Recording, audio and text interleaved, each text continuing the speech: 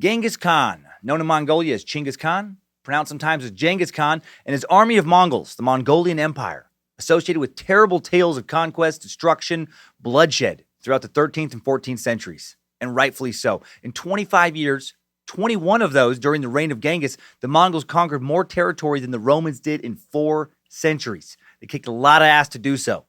This famed clan leader and his immediate successors created the largest single-bordered empire ever to exist, spanning the entire Asian continent from the Pacific Ocean to modern-day Hungary and Europe. Such an empire could not have been shaped without visionary leadership, superior organizational skills, the swiftest and most resilient cavalry ever known, an army of superb archers, referred to as the Devil's Horsemen in Western sources, and of course a real gift for wreaking havoc and devastation and mayhem. To go along with record-setting mass murder and conquest, Genghis Khan was also a very prolific procreator. Today, more than 15 million men across the globe are his descendants. And there's more to this legendary man's history. He and his offspring reinvented the battlefield, from unique strategies and tactics to the first recorded case of biological warfare in early cannons. He opened up the Silk Road trade routes and united many of the peoples in Asia, Europe, and the Middle East. This is a huge topic to try and fit in roughly 2 hours, like massively huge. But we're going to cover a lot of it. He and his army were basically at war continuously until he died, and his army kept on going for another 140 plus years. So many battles. The tale of Genghis Khan is an epic one, and I'm excited to share it today on a very rapey and pillagey edition of Timesuck. This is Michael McDonald, and you're listening to Timesuck. You're listening to Timesuck.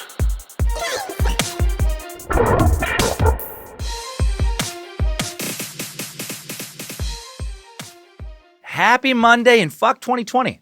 Holy shit and hail Nimrod. A pandemic, riots, plague of locusts. Not even joking about the locusts. They've shown up in the greatest numbers in the past 25 years in parts of East Africa. The UN estimates up to 25 million East Africans will suffer from food shortages later this year.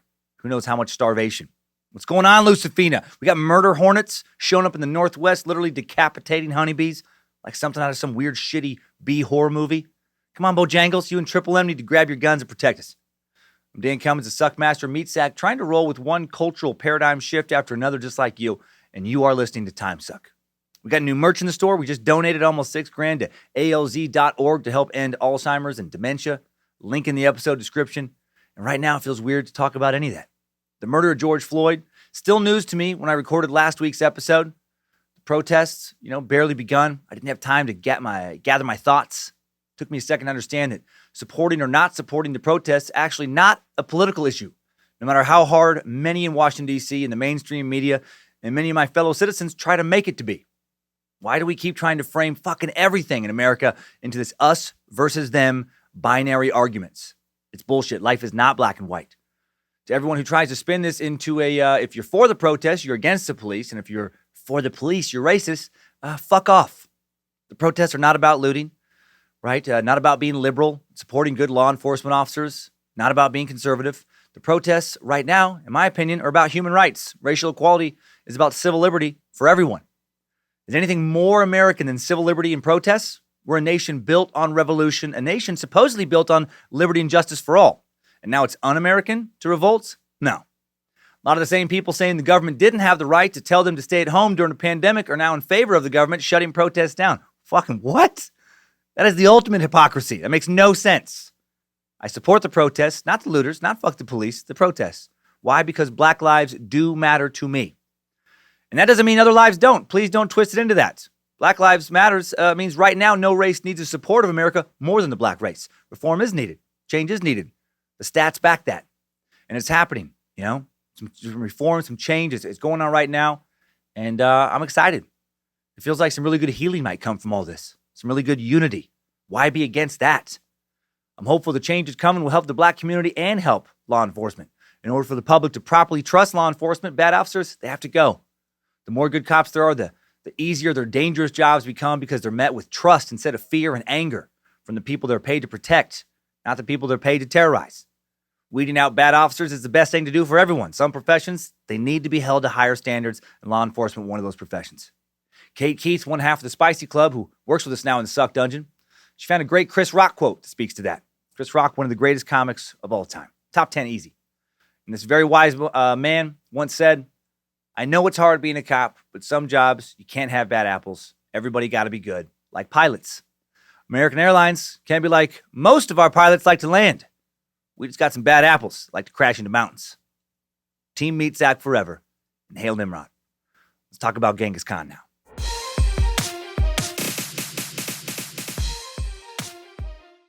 All right, heads up, my pronunciations may be more off than ever on this one. This is how you pronounce Mongolian words in English guide may exist. I sure as hell couldn't find it. Most of what I was able to find came from short Genghis Khan documentary videos on YouTube. So I hope they're accurate. Before we dig into one of the most legendary meat sacks ever, let's get an understanding of where he was from, what life was like back when he lived Mongolia, a very unique country, very unique land. After learning a couple things about Mongolia, I'll share some interesting info about Genghis' legacy, and then we'll dig into the Mongols' mystery prowess. And then, mystery? Did I say mystery? We'll dig into the Mongols' military prowess. Maybe they had mystery prowess. I don't even know what that is. And then it's Timesuck timeline time, beginning with Genghis' birth, leading us through a life of unparalleled military conquest. No empire in the history of the world kicked more ass than the Mongols at the height of their power. Right? They were the empire equivalent of a young Mike Tyson, knocking cities out in the first round. The Mongols under Genghis Khan were smart, ruthless, innovative, and just fucking tough. Maybe being from Mongolia helped with that. It was a only the strong survive kind of place. The life of a person living in the Mongolia Genghis was born into was not an easy one. One that had to endure a harsh nomadic lifestyle in the Mongolian steppes, where vegetation was scarce. There was little game to be found compared to, say, the lush forests of much of Europe. And there wasn't a lot of natural shelter due to much of the land being barren, high desert with very little trees. The terrain of Mongolia was and is one of mountains and rolling plateaus covered with rocky grasslands, semi-desert highlands, just flat-out deserts, unforgiving. There's the rugged Altai Mountains in the west and the north, and the high plains in the east and the south. About 80% of Mongolia's land sits at least 1,000 meters or over half mile above sea level. The highest point in the nation is Kutan Peak, over 14,000 feet above sea level. Described on some sites as the most remote peak in the world. The nation has an average elevation of 1,580 meters or 5,180 feet above sea level. That's just 100 feet shy of a mile, over twice the average elevation of the United States. Mongolia's altitude is comparable to Colorado, a state possessing the highest average elevation in the U.S. at 6,800 feet. And if you live somewhere near sea level and aren't used to that, it can take quite an adjustment period to get used to it. I learned about that at a comedy festival years ago in Aspen, Colorado, where I partied as hard as I had at other festivals or I had during weekends back in college, but instead of just ended up drunk but still able to climb into bed like normal, I ended up literally passed out on the sidewalk. Why? Because drinking at high altitudes exaggerates, enhances dehydration, lower oxygen levels above 5,000 feet, make you breathe in and out faster, more deeply, so that you lose more water through respiration. A lot of long-distance runners and other endurance athletes train at high altitudes because if your lungs can make do with less oxygen, they can excel in environments full of more oxygen. Makes sense? Even breathing harder in Mongolia than it is in much of the world. In addition to its high altitude, it's also a land full of salty lakes, sand dunes, rolling grasslands, alpine forests, frequent earthquakes, and glaciers. Yes, glaciers. Even though much of the land is desert, they're not the super hot all the time kind. Mongolian winters long and cold with average temperatures across most of the country falling below freezing from November through March. The average high in January is negative 16 degrees Celsius, 3 degrees Fahrenheit. The average low is negative 26 degrees Celsius, negative 15 degrees Fahrenheit. December and February, not much better. The temperature dips below negative 40 degrees Celsius and Fahrenheit in parts of the country every winter. That's super cold. And those are just averages for the whole nation. Obviously, some places colder than that. Right? And these temperatures are brutally cold now when we live with the modern amenities of central heating, heated seats and steering wheels on our automobiles, portable electric space heaters, shit like chemical hand warming packs and winter coats built with innovative new thermal technologies. Imagine dealing with those, rough temperatures with nothing but whatever you or some other villagers could sew or weave together out of animal hides. No, thank you. Just because it's normally a little frigid in Mongolia doesn't mean it can't get warm. It can get pretty hot there too. Summers are short but toasty. Temperatures can top 38 degrees Celsius, 100 degrees Fahrenheit in the southern Gobi region, and 33 degrees Celsius, a little over 91 degrees Fahrenheit in Ulaanbaatar, the capital city, which houses almost half of the nation's population of just over 3 million people. And you heard that number right. Not 300 million, not 30, 3 in the whole country. Only a little more than 3 million people live in Mongolia today, despite the nation being in the top 20 for nations worldwide in terms of overall geographical size.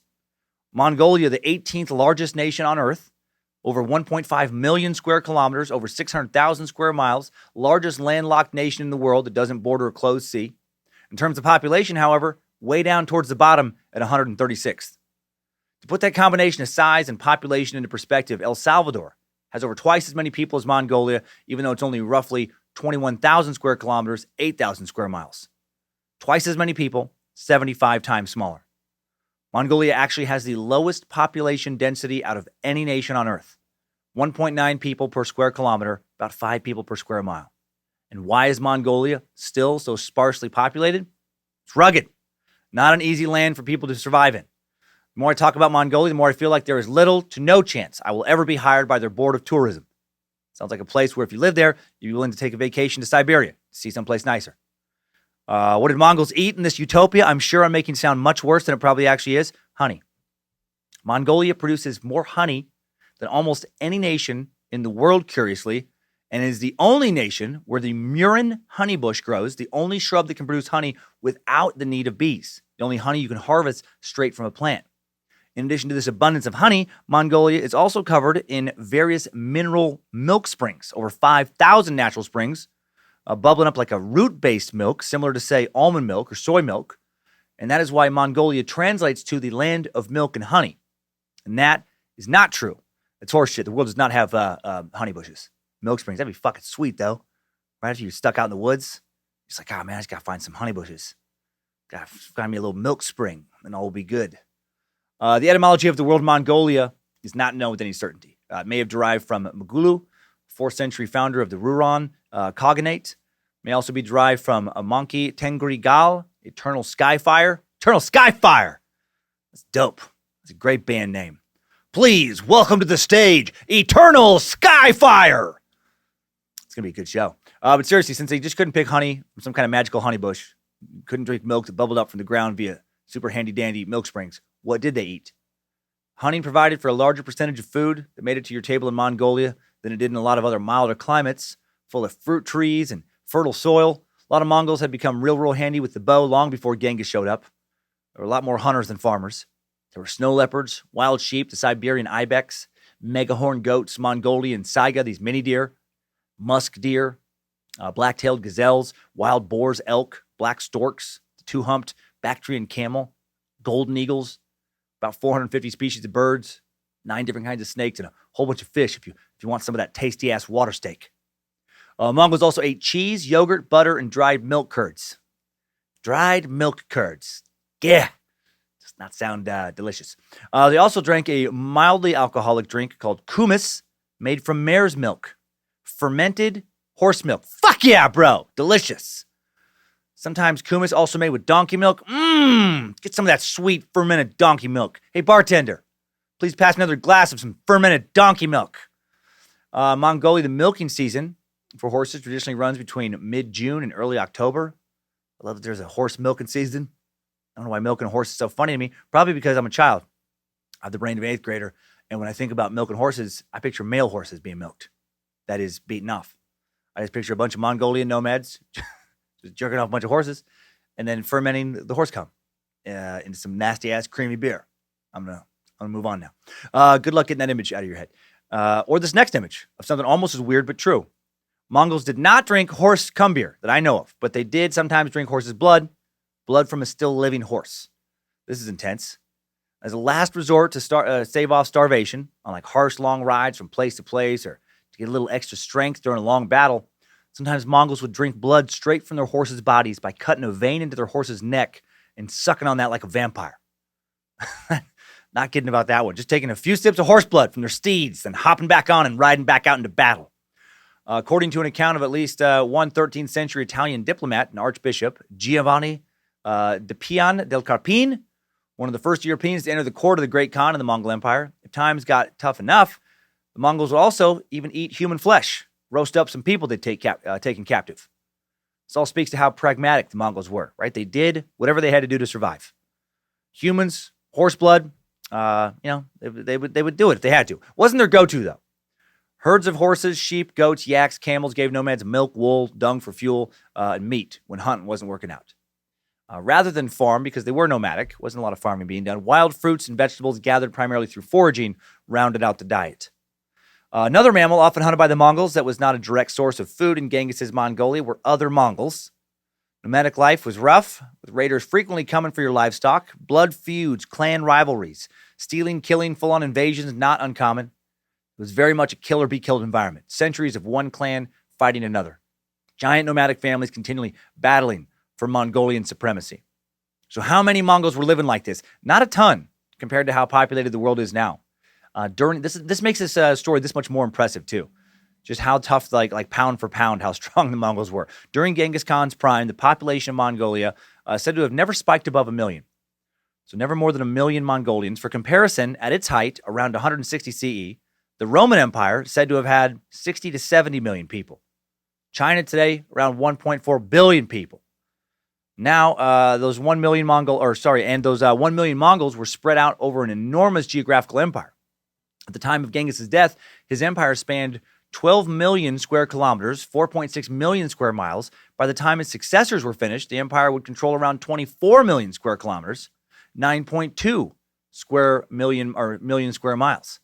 Well over twice the size of China, which is just over 3.7 million square miles in size. Right? They were small in numbers. Their military tactics, second to none, though, in the times they lived in. They did a lot with their numbers, and a comparatively small number of Mongols consistently took out much larger forces of foreigners.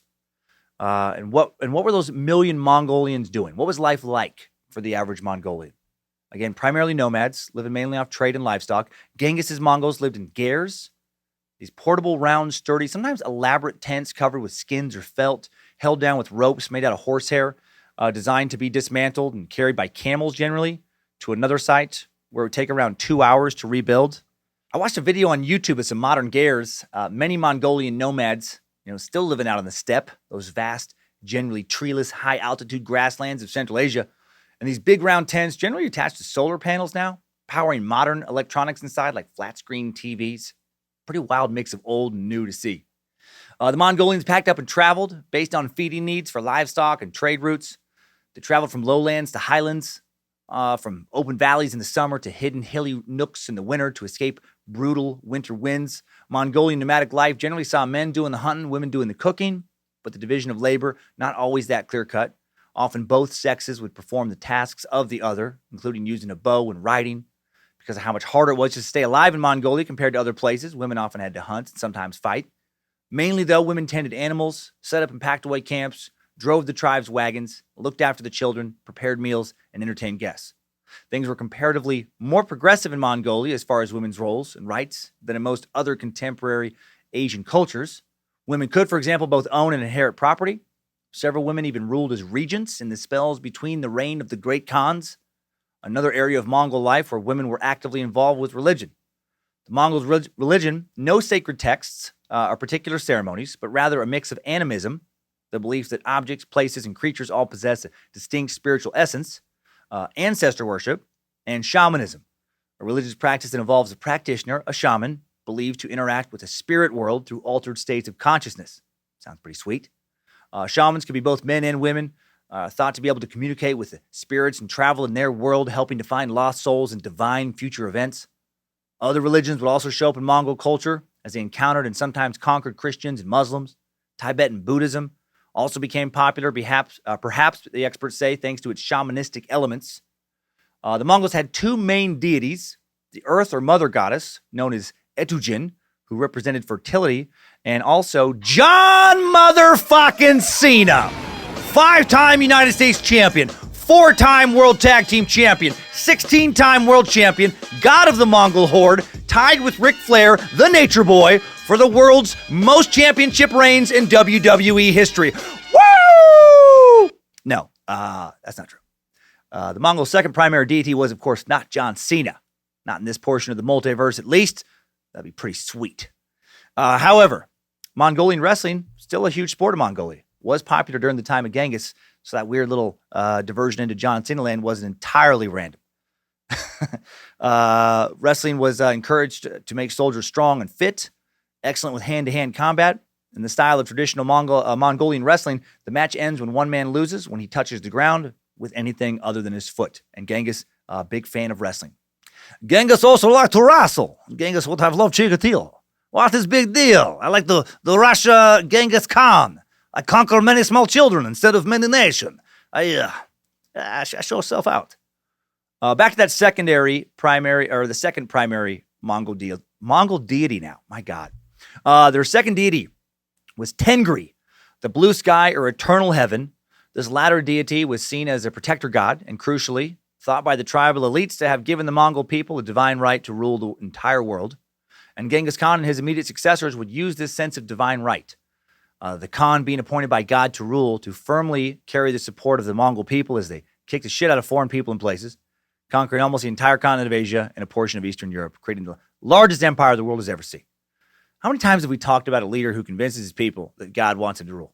What a great rallying cry, right? We just went over that with Ivan the Terrible a few weeks ago. There are people today who think that the leader of their nation is destined to rule by God. That's so insane to me. People who say stuff like that, I feel like tend to be like Genghis and Ivan the Terrible, pretty ruthless dictators. What was the Mongol Empire like before Genghis? In the decades before he took over, Mongolia was fragmented. There was no Mongol Empire. Prior to the reign of Genghis, the Mongolian plateau was occupied primarily by 5 powerful tribal confederations. Genghis' great-grandfather, Kublai Khan, had briefly united much of Mongolia into the Kamag Mongol Confederation, and that helped Genghis' claim to the throne, having a royal lineage. But his grandfather had failed to conquer the nearby Chinese Jin dynasty, and then the confederation fell apart. Genghis Khan was able to consolidate the power of a few relatively, small tribes, as his grandfather had, and quickly grow a small army into a powerful fighting force that consolidated all of Mongolia and then conquered foreign lands faster and more decisively than any Mongol had before him, faster and more decisively than the Roman emperors, than any human being before him. And that's why Genghis is mostly known for conquering. And we're going to spend the bulk of this suck talking about his conquering ways, but first, let's talk a little bit about his dick. Not kidding. Next to conquering, Genghis mostly been remembered for fucking. It's one of the reasons present-day Mongolians regard Genghis as the founding father of Mongolia. He's literally the forefather to many a Mongolian, a great, so many more times great-grandfather to huge percentages of Mongolians and tons of other people thanks to having 3 separate penises with matching sets of testicles that were sentient and detachable. So he could be fighting in present-day Afghanistan and he could send like one ween to a concubine in present-day Iran and another to present-day Siberia. No. He just did a lot of regular old fucking with a lot of regular old wives. He had around 500 wives and so many children.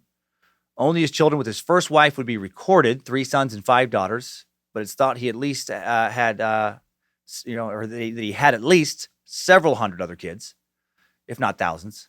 Harems and concubines were the norm for high-ranking Mongols. Part of it, maybe even most of it, was strategic, a form of empire building. He wasn't necessarily just some sex maniac. Genghis would bear children with concubines or take wives from different tribes who joined his ranks, and then those sons and daughters would hold loyalty to him and help keep everything, united.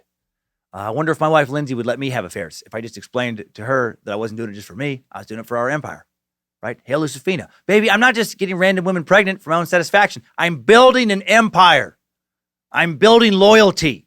Why don't you ever let me build my empires? You say you're supportive. Genghis would unite so many tribes. An international group of geneticists studying Y chromosome data found that nearly 8% of the men living in the region of the former Mongol Empire carry Y chromosomes that are nearly identical, believed to be descendants of Genghis. About 10% of the current Mongolian population, 300,000 people, about 0.5% of the male population of the world thought to be related to Genghis. That's crazy. Also helping to spread Genghis Khan's genes is the fact that a lot of his direct descendants, also big tribe uniters. Khan's son, Tushi, reported to have had 40 sons in addition to an unknown amount of daughters.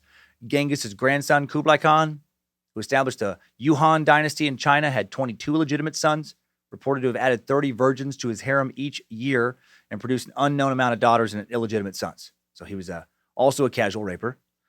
Did Genghis do anything besides conquered rape? Yes, he did some nice things, actually. Going to talk about war in a moment. First, let's discuss some of his lesser known but also very impressive achievements.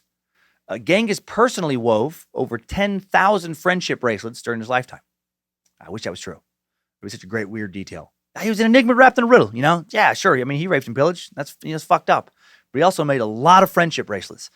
He did unite almost the entire continent of Asia under the so-called Pax Mongolica. or the Mongolian peace, from the 13th to the 14th centuries, thanks to most of Eurasia being under Mongol rule, a great cultural expansion spread around Europe and Asia. All the many, many kingdoms whose asses Genghis's armies had kicked could no longer fight each other. So now they traded with one another, exchanged cultural ideas, grew artistically, academically, commercially. Ideas flowed back and forth from Europe to Asia like never before in history. After conquering, Genghis and his descendants and top warriors, were able to learn how to quickly administer this vast empire. That's impressive. They did this by not killing everyone. They'd kill the royals, but they'd spare a lot of the actual administrators who actually ran the governments. And they'd place a handful of important Mongols in the top positions of the new administration so that no one got any funny ideas when their armies moved on to conquer new kingdoms. I bet these remaining officials were more than a little stressed out when they started working for their new Mongol bosses. Right? They usually started working for them directly following a bunch of their own kingdom being brutally destroyed. Can you imagine starting your job that way? Like you think you hate your boss? What if your boss had just killed, various members of your family and a bunch of your friends? What if your boss's buddies had just raped a couple of your sisters or daughters, burned down most of your town? And they were like, Johnson, what's with the doom and gloom attitude?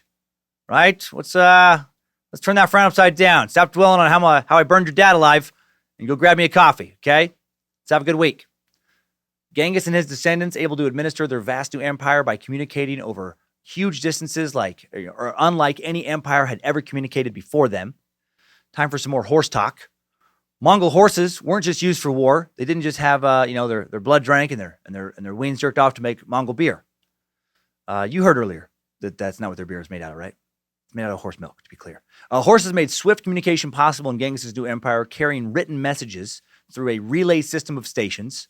Knowledge was power in Genghis' empire, and that's why one of his first orders as ruler was the creation of a Pony Express-like courier system known as the Yam. Yam riders carried messages across a network of huts, could cover as much as 200 miles a day by constantly changing their mounts. In addition to delivering messages, riders also acted as scouts who could monitor enemy forces and keep tabs on assimilated towns and cities. Doing this in the early 13th century, over 500 years before the U.S. Pony Express. A letter sent by the emperor in Beijing could reach the city of Tabriz, some 5,000 miles away, in about a month. So it wasn't exactly Amazon Prime, but it was a lot better than the previous system of just saying, fuck it, he'll never know what we're up to, so let's just do what we want. The political unification of Asia under the Mongols resulted in much more trade and transfer and resettlement of artists and craftsmen along the main routes known as the Silk Road. This increased communication and trade from Northeast Asia to Muslim Southwest Asia and Christian Europe and expanded the horizons of all three cultural areas. By the middle of the 13th century, the Mongols, thanks mostly to the conquest of Genghis and the armies he created, had formed the largest contiguous empire in the world, uniting Chinese, Islamic, Iranian, Central Asian, and nomadic cultures within an overarching Mongol sensibility. Contiguous, by the way, means touching in contact. Adding that definition because I always forget what it means. The Mongol Empire, still the largest contiguous empire the world has ever seen. Genghis also decreed the adoption of a unified and upgrading writing system for the Mongol Empire called the Uyghur script, the first writing system created specifically for the Mongolian language. I mean, that in and of itself would be a monumental accomplishment for someone, and it's like an afterthought in talking about Genghis. Genghis also introduced the concept of meritocracy into much of the world, which was novel in many places. He appointed soldiers to leadership positions based on proven abilities, not on who their daddies were.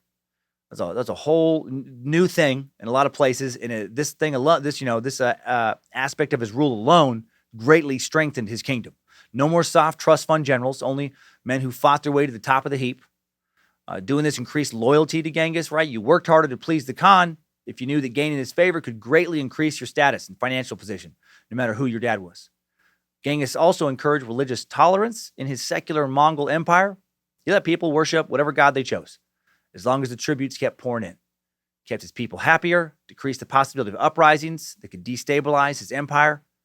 He also unified Mongol laws across his empire, kept shit cohesive. The Genghis Khan system of law, known as the Yasa, prohibited theft, adultery, blood feuds, bearing false witness. Might not sound revolutionary, but it was new then to many places. Some versions also incorporated the Mongols' respect for the environment by outlawing bathing in rivers and streams and requiring soldiers to pick up anything that had been dropped on the ground. Dude was pretty green. According to a study by the Carnegie Institution's Department of Global Energy, Genghis Khan may have been the greatest eco-warrior of all time. The 13th century Mongol leader may have scrubbed 700 tons of carbon from the atmosphere, roughly the amount of carbon dioxide generated in a year through global oil consumption, by allowing previously populated and cultivated land to return to carbon-absorbing forest. Land that returned to forest after the Mongols killed all the people who used to farm it. Less pollution through mass death. Like, he killed so many people that he substantially changed just the amount of forest on Earth during his lifetime. Now let's talk about more about mass death. Let's start digging into what Genghis Khan and his immediate descendants best known for, kicking the shit out of basically everyone they encountered. Let's peek ahead and preview what's to come in the timeline by looking at one of his many bloody conquests, the Mongol destruction of Bukhara. Bukhara was one of the great cities of the Khwarezmian Empire, located in parts of present-day Uzbekistan, Kazakhstan, Turkmenistan. It was February 1220 CE. The Friday mosque was filled with locals in Bukhara. They had gathered to listen to the man who had just captured their city. The Mongol army of 110,000 soldiers had pinned down the Khwarezmian army of 400,000 dudes. 400,000. Took a month-long siege by the Mongols to capture the city. One witness who escaped wrote, "They came, they raped, they burnt, they slew, they plundered, and they departed." Classic Mongol strike. Defeat, pillage, rape, and then bounce. Genghis Khan climbed into the pulpit after dismounting from a small horse after the army had defeated the city. An audience of religious leaders, doctors, scholars, other eminent men waited for the strange warrior to speak. Finally, he did, speaking through a translator. And he said to the people gathered in Bukhara, "O people, know that you have committed great sins, and that the great ones among you have committed these sins. If you ask me what proof I have for these words, I say it is because I am the punishment of God. If you had not committed great sins, God would not have sent a punishment like me upon you." That's some scary shit.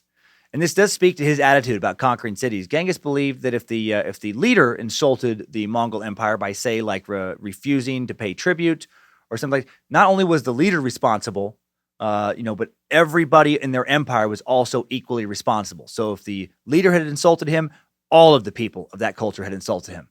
And that way he felt justified in killing as many of the people in that culture as he felt like his army needed to kill to send a strong message to other empires to not fucking disobey him.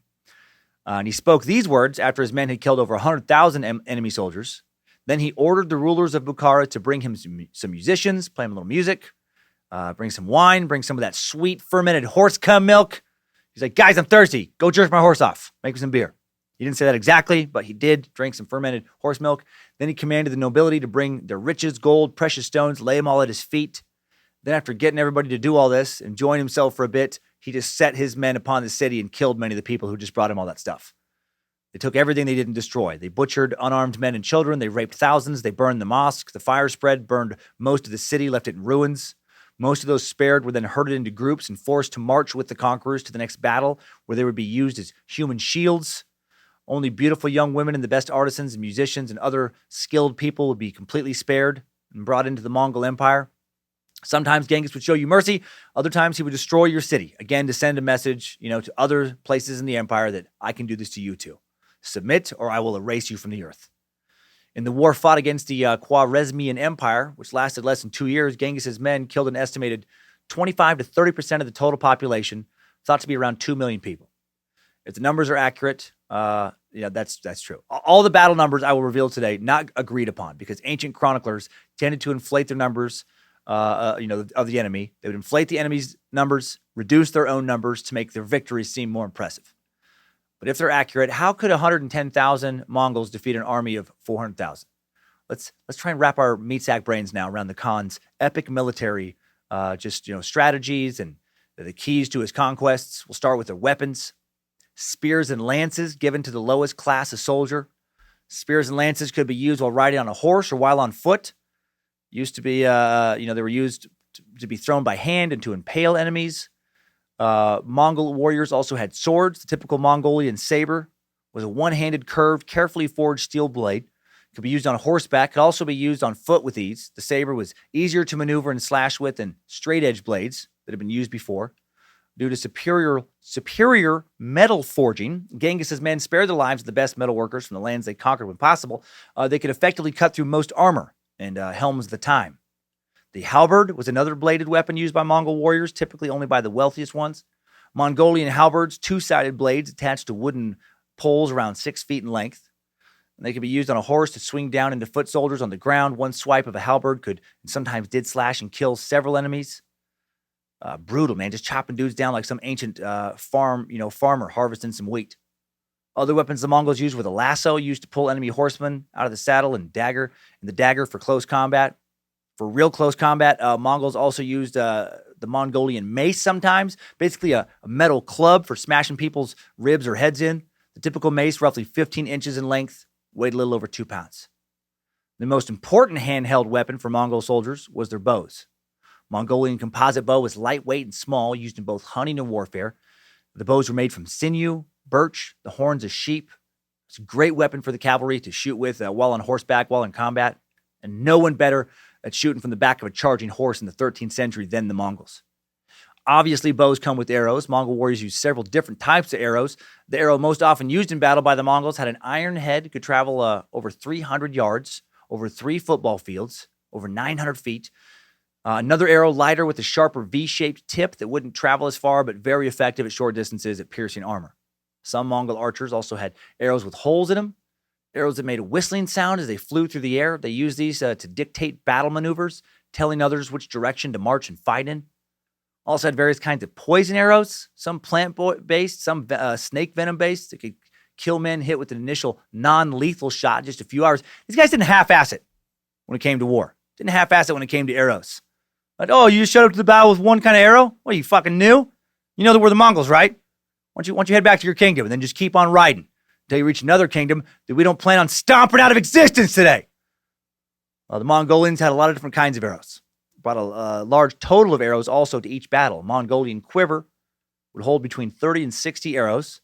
And while out on a campaign, the typical Mongol warrior would take 2 to 3 quivers, 90 to 180 total arrows. One would be located to the left of the rider, attached to his belt by iron hooks for quick access. And to quickly fire one arrow after another, to quickly fire one arrow after another, the Mongolian bow was the closest thing back then to a machine gun. Shields, interestingly, aren't often mentioned in accounts of Mongols in battle. I guess hard to fire arrows super fast when you're trying to hold a shield. It feels like they felt the best defense was a strong offense. Mongols had a lot of shit to hurt you with. I highly recommend doing some Google image searching to see what all this stuff looked like. As far as armor goes, they didn't have much during the reign of Genghis. Genghis once said to have issued all his horsemen with thick and tightly woven silk vests. As an arrow hitting silk does not break the silk, but ends up embedding the arrow in the flesh wrapped in silk, allowing the arrow to be removed by gently teasing the silk open. These silk vests functioned much like the padded armor used by European and Byzantine soldiers of the era. Also worth a Google search. When I first read that they wore silk vests, I kept picturing something out of the 90s, like some cheesy Saved by the Bell type of vest. Right? And I was like, how would wearing some sleeveless silk shirt help keep an arrow out of you? How would dressing like a 90s male stripper, like some Chippendale, keep you from getting hurt in battle? And then I saw the picture, I was like, oh, okay, that makes more sense. Now let's talk about siege equipment. If you're going to take down a city in the 13th century, you needed some decent siege equipment. You can't bow and arrow your way through a giant stone wall. You can't throw in a sweet silk vest, drink a little horse milk, right? Swing around your banana hammock and convince your enemies to throw down their drawbridges. The Mongols learned how to use siege machines during the life of Genghis Khan. Prior to Genghis, most of their fighting was carried out against fellow nomads who did not live in walled cities. So they didn't really have any experience attacking walled cities. The Mongols built, or more accurately, foreigners they'd captured or foreigners who had defected to their armies built some of the first known catapults, trebuchets, bombs, even some of the first cannons. In 1232, when the Mongols besieged the Jin capital of Kaifeng, they even used gunpowder-based weapons against the Chinese. Gunpowder had been introduced to the Mongols by the Song dynasty way back in the late 10th century, would not be commonly used in European battles until the 14th century. How did the Mongols get all their weapons to these battles? Mostly via Bactrian camels. The big, two-humped, goofy as shit-looking Bactrian camel. This is the ugliest camel in the world. Native to the steppes of Asia, Central Asia, gave them a big advantage against many opponents. It allowed them to simply move much more stuff a lot faster than their mostly camelless enemies could. A 1,000-pound Bactrian camel can carry 440 to 530 pounds worth of goods compared to a horse not being able to catch more, or not being able to carry much more, than its rider. These big camels could pull anywhere from 881 to 1,322 pounds of weapons and supplies for 18 to 24 miles per day, compared to a 600-pound Mongolian horse being able to pull closer to 200 pounds. So they were much more effective. The Mongol armies brought thousands of these camels and horses with them and all the supplies they would need for extended sieges. And these camels could handle any weather, any altitude, go for several weeks in a row without drinking any water. Horse can't last for more than 5 days without water. And speaking of horses, horse milk, nectar of champions. Seriously, speaking of horses, they were the Mongolians' most useful weapon. The Mongolians began to domesticate horses around 1400 BCE, over 2.5 millennia before Genghis. At an early age, a Mongolian warrior would train with horses in order to hunt and herd with them. Then when the warrior would turn 15 years old, following a long-held Mongolian custom, they would make love to their horse. The young man and the horse would go out into the steppe alone for 7 days and 7 nights. The teen warrior would bring no clothes to keep warm, no weapons to fight with, just their bravery and their horse and their love. And the Mongol warrior would survive by sometimes drinking its milk, sometimes drinking its blood, and by making love to it all the time, cuddling close enough each cold desert night to keep from freezing to death. Each warrior could choose the sex of their love horse. Mare or stallion, didn't matter. What mattered was the bond, the lifelong bond between two mammals developing out on the steppe under the stars. That was the Mongol way. And it's from this custom that ancient Mongolia's most famous saying comes from. Any horse can ride you into battle, but only the horse you fuck will fight for you. Of course, that's not true. At the age of 15 now, the young Mongolian, God, I wish that was true. That'd be so fucking ridiculous. At the age of 15, the young Mongolian who trained with horses for years would go into the army if they were skilled enough. Right, Genghis, back to that meritocracy. He didn't just let anybody into his, army.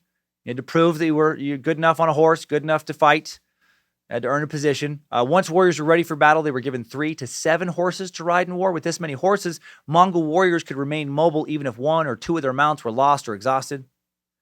The Mongol horse, just a great horse for fighting too. The Mongol is native breed to Mongolia, indigenous to Mongolia. Hasn't changed much since the time of Genghis Khan. Nomads living in the traditional Mongol fashion still have more than 3 million total horses, roughly as many Mongolian horses in Mongolia as people. Mongolian horses short, stocky, with strong legs, big heads, weighing 500 to 600 pounds, renowned for their stamina. They have small bodies compared to most other horse breeds, but they can go for a long time without having to stop. They can gallop for 10 kilometers over 6 miles without a break. Now let's talk about tactics. Like most steppe armies, the Mongolians primarily light horse archers. Via their superior horsemanship, they were able to stay just out of reach of their opponent's weapons. Then they'd use their speed to engage in hit-and-run tactics, showering enemies in waves of arrows and rushing in for some close-up melee, then bouncing back and showering them with more arrows. They would generally only engage in close combat after they'd broken enemy formations by turning the sky into a giant dark cloud of deadly arrows. They utilized often what was known as the Parthian shot during battle, a shot fired during a feigned retreat. Feigned retreat was a classic tactic of steppe warfare practiced since ancient times. A token force charged the enemy, then retreated, pulling the enemy after them in pursuit. The retreat might extend a great distance in order to stretch the enemy's ranks and formations. Then at a prearranged location, other forces attack from the flanks while the initial force wheels around and attacks the enemy that's all extended and, all messed up from the front. Perhaps the most renowned use of the feigned retreat took place in 1223 when Mongol generals encountered a combined army of Kipchak Turks and Rus along the Dnieper River. The Mongols retreated, luring the Russians several days deeper into the steppe until they reached the small Kalka River. Crazy. Had these guys chase them, thousands of guys for days, right into a trap.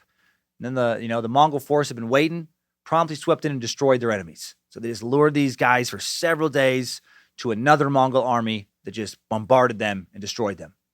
The Mongols also engaged in other types of surprise attacks, ambushes, and encirclements. They would mix it up. One of the biggest advantages they possessed was that their enemies never knew what kind of attack they were going to face. Now let's talk more about these arrows. Excuse me. I wasn't just being dramatic earlier when I talked about the Mongols turning the sky into a dark cloud that rained arrows. The arrow storm, the most common and effective tactic routinely practiced by the Mongols in battle. They would shoot a hail of arrows in such numbers that it seemed to be a phenomenon of nature to those who lived to talk about it. Roughly 300 yards out, their shooting still accurate enough to seriously disrupt enemy formations. Come on, mouth! In the course of the arrow storm, Archers did not aim at a specific target. They just loosed their arrows at a high trajectory into a predetermined killing zone or targeted area. This actually didn't kill that many enemy soldiers, but it wreaked havoc on morale, and soldiers watched wave after wave after wave of arrows rain down upon them and their comrades while they were too far away to strike back at the Mongols. The Mongols' arrows could often shoot over 100 yards farther than their opponent's arrows could, which was a huge advantage. Enemies would just have to eat a storm of arrows, for like 100 yards or more if they were charging the Mongols before they got a chance to strike back. I mean, how frustrating would that be? Hunker down under your shield on some field, hope that you're, holding it at the right angle to keep from being hit by one of thousands of arrows raining down on your location, knowing that if you, stand up and charge, there's an even better chance that one of those arrows is going to mow you down before you can get close enough to strike back. You got to run through these arrows for 100 yards or more just to then start firing your arrows back at these assholes. The Mongols would bring enough of these arrows, that they could really take their time, really wear down an enemy from afar, which greatly reduced their own casualties. They would also sometimes surround a city or an army and not fire arrows and just wait, just kind of fuck with the people mentally. Right? They knew that they were exhausting their enemies by forcing them to remain vigilant. They just let them sit there and stew, knowing that the constant stress of anticipating their attack was mentally wearing them down. And mind games. The Mongols loved to play mind games with their enemies. And then there was the Mongol siege warfare. Let's talk about how the Mongols used those siege weapons we mentioned earlier. In the early days of the Mongol conquest, siege warfare was a weakness that Genghis and his generals had to overcome. Genghis had no idea how to siege a walled city when he first left Mongolia to fight the Jin. But thanks to some Chinese engineers, Genghis and the Mongols figured it out. And the more walled cities they destroyed, the more talented foreign engineers they were able to retrieve from these cities and incorporate them into their ranks and get even better at sieging. For the entire existence of the Mongol Empire, they were dependent on Muslim and Chinese engineers who manned and manufactured artillery and other siege equipment.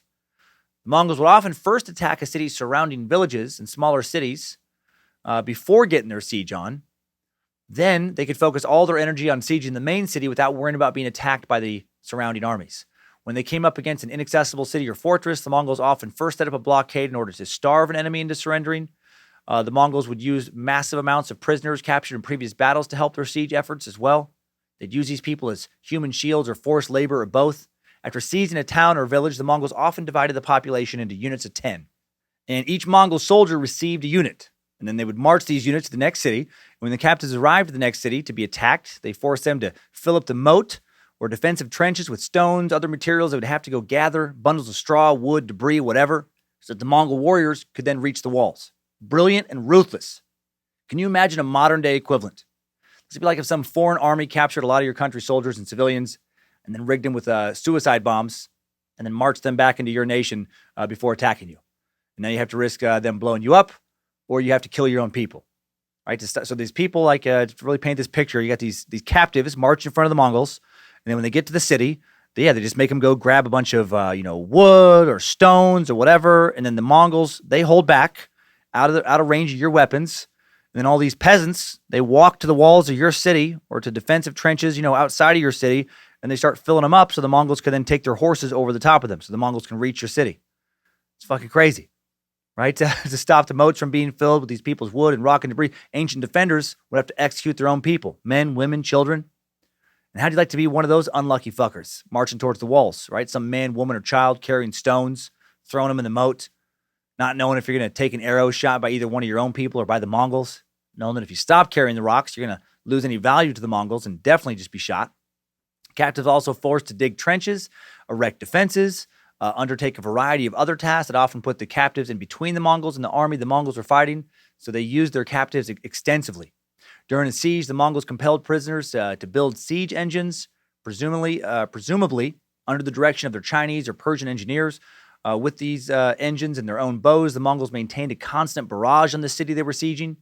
Engineers and soldiers working in shifts in order to prevent their enemies from ever being able to rest, right? They would wear down their enemies mentally.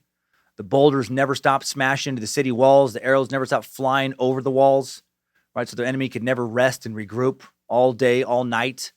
The Mongols also sometimes used flammable oil in their attacks, shot burning arrows, another type of arrow, to burn down cities. We learned about burning down cities in the Ivan the Terrible suck a few weeks ago when the Mongols burned down Moscow.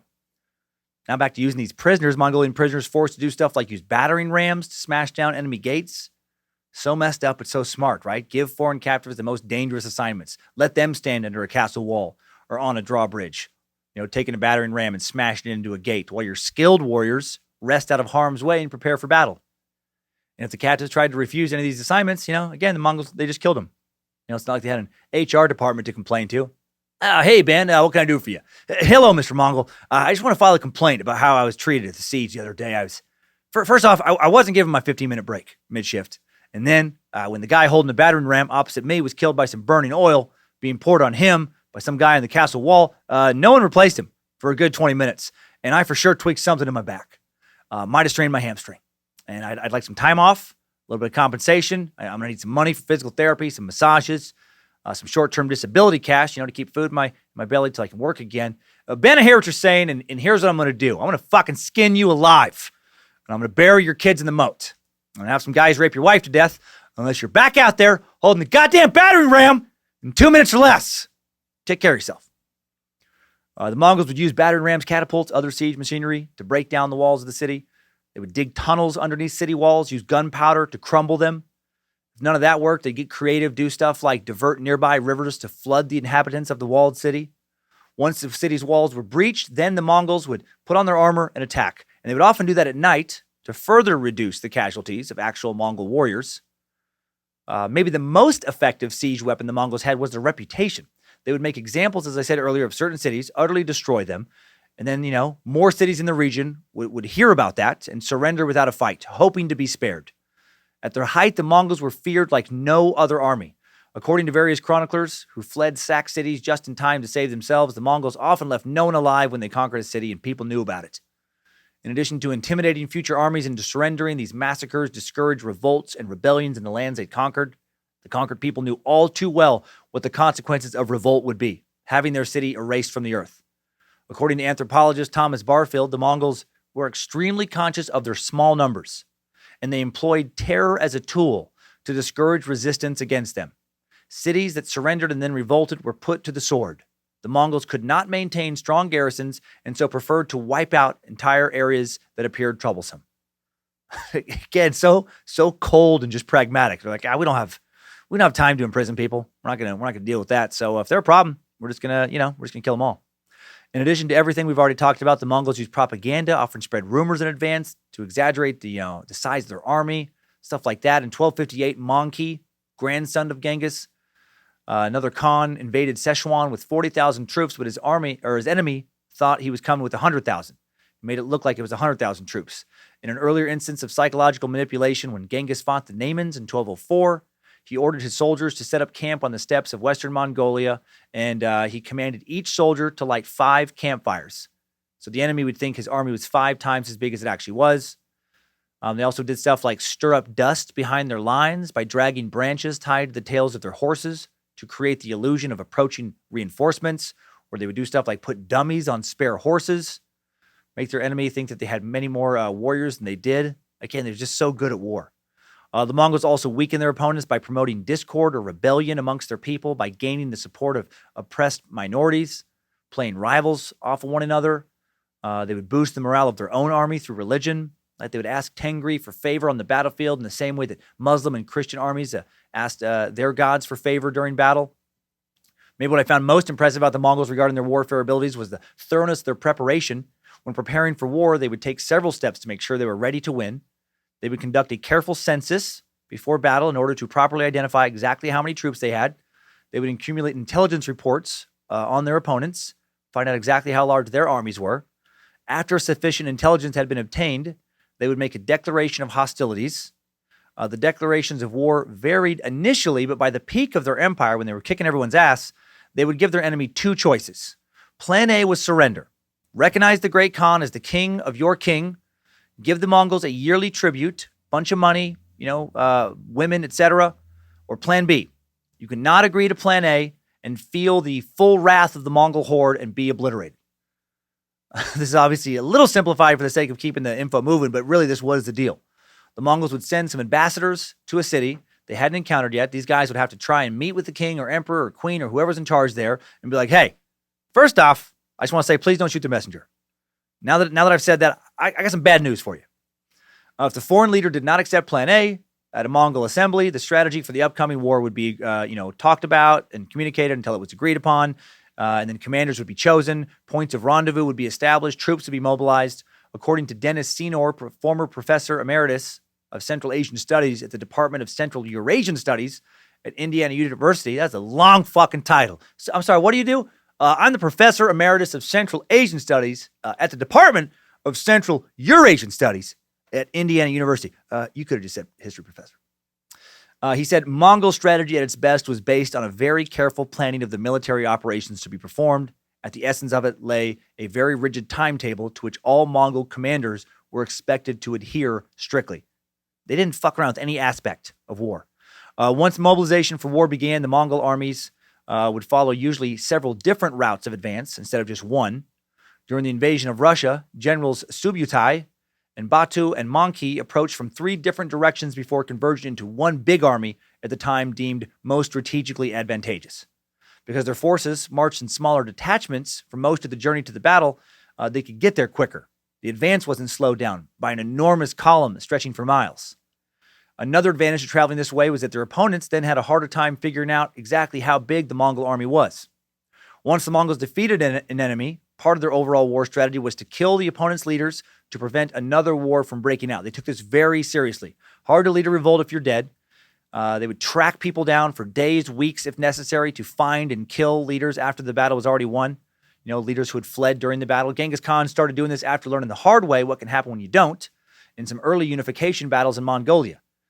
He had failed to eliminate some opposing leaders a few times, and then they would regroup with their forces, rise up against him again, and he'd have to defeat them all over again. And after that, the merciless pursuit of enemy commanders just became part of the Mongol standard operational procedure.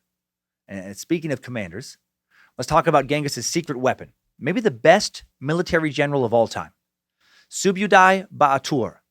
Subutai, born in 1175, died in 1248, a general, primary military strategist for Genghis Khan, and also for his son, the subsequent leader of the Mongol Empire, Ogedai Khan. This guy directed more than 20 campaigns, won at least 65 major battles, during which he conquered or overran more territory than any other commander in history. Dude never lost a battle, ever in his whole life. Paul Buell, history professor and long life, by the way.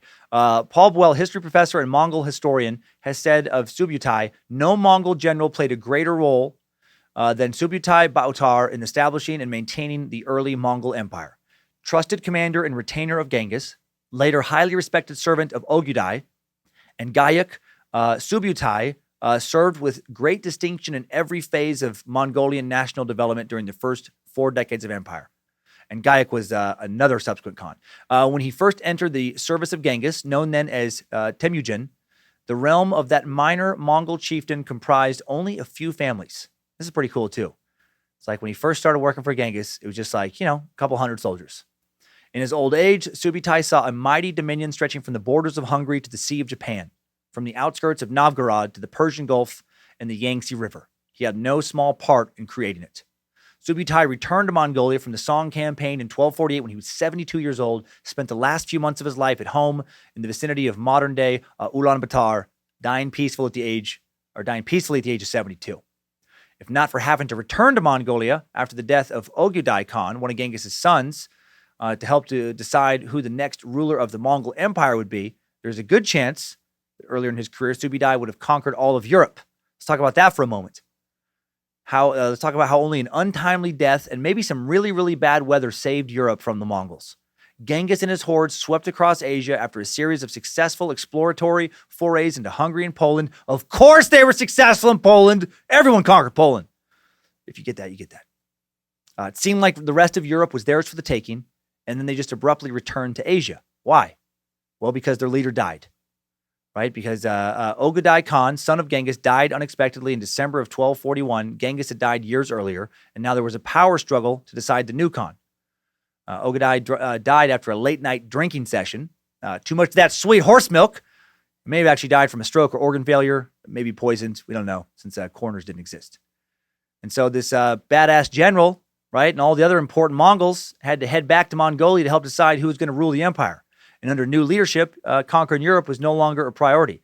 So had Ogadai not died when he died, right, this kick-ass general, Subutai, he was ready to go fuck Europe up, and he might have done exactly that. All right. Now we know a little bit about the Mongols, enough to give Genghis's life a lot of context. Always context. Can't really understand someone's life until you understand the times they lived in. Time to get to know more about Genghis himself, which of course will lead to learning even more about the Mongols in today's Timesuck timeline. But first, a quick word from our sponsors. And big thanks to any of you who use our codes and landing pages to get these deals. It allows us to keep getting sponsors. Now, allow me to say Hail Nimrod and hit my Timesuck timeline button. Strap on those boots, soldier. We're marching down a Timesuck timeline.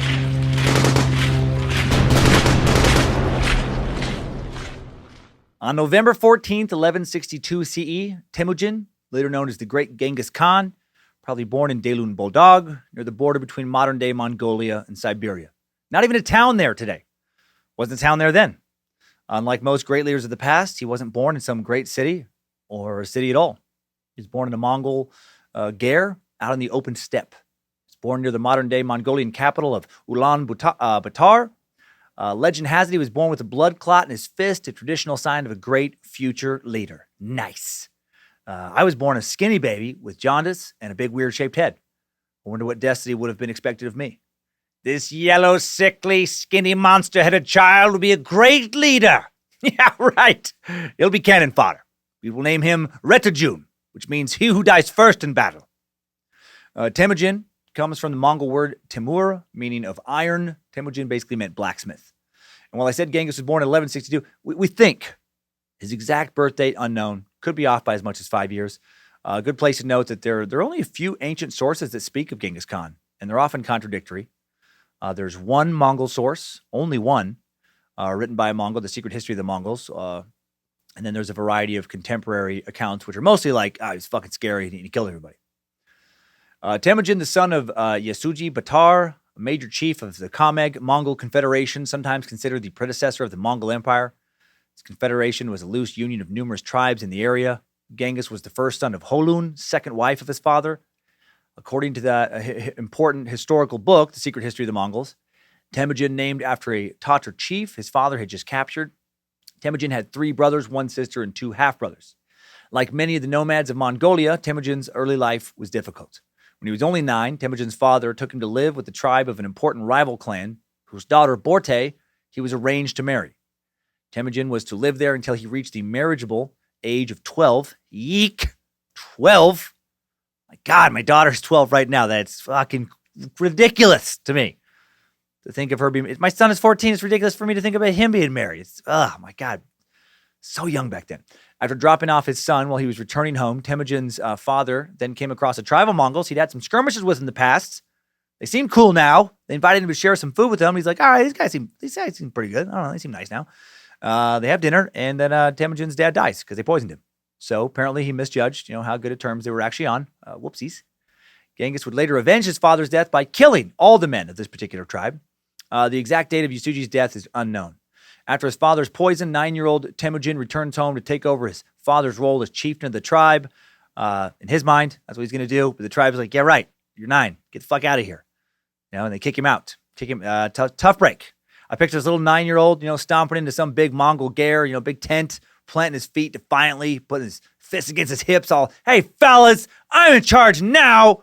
Let's avenge my father's death. And then some big, important Mongol just grabs him and lifts him off the ground by the back of his pants and back of his shirt, walks him back to the tent entrance, and just fucking tosses him out. Just get out of here, kid. We don't have time for this bullshit. Temujin's tribe casts out Temujin, his mom, his siblings, forces them to live in poverty and with no protection. For the next several years, these nomads live on wild fruit, ox carcasses, marmots, other small game that Temujin and his little siblings can kill. At some point during the banishment, Genghis murders for the first time. In an argument during a hunting expedition, Temujin and his brother Kasar decided to stalk and kill their older brother Bator. Some records say that Bator liked to take whatever young Temujin killed or caught, and that pissed him off. He was accused of hoarding food, while other family members were near starvation. Other records say that Bator, as the eldest male in the family, planned on exercising his right to claim Holun, Genghis' mom, as his wife, because it wasn't Bator's mom. Right? It wasn't his blood mom. And Genghis, he didn't care for that. which it is pretty fucked up. It's like, bro, no, come on, seriously? That's your stepmom. That's my mom. Please don't fuck my mom. I don't want a brother daddy. However it went down, legend has it that Temujin fought and killed his older half-brother, beginning his reputation as a great warrior. Things go from bad to worse then for young Temujin. Sometime between 1175 and 1177, he's captured by a rival clan. Once an ally of his father's, he's enslaved. The world's mightiest leader, spending his youth abandoned and enslaved. Finally, one night, a sympathetic guard helps him escape. Years later, that guard's son, a man named Chalan, would become one of Genghis's generals. Around 1183, Temujin marries Borte, honoring the agreement made by his father, making an alliance with her tribe. She waited for him. He's back in business. He's worked himself back into a position of power after banishment and enslavement. With permission of her father, he takes Borte and her mother to live in his family ger.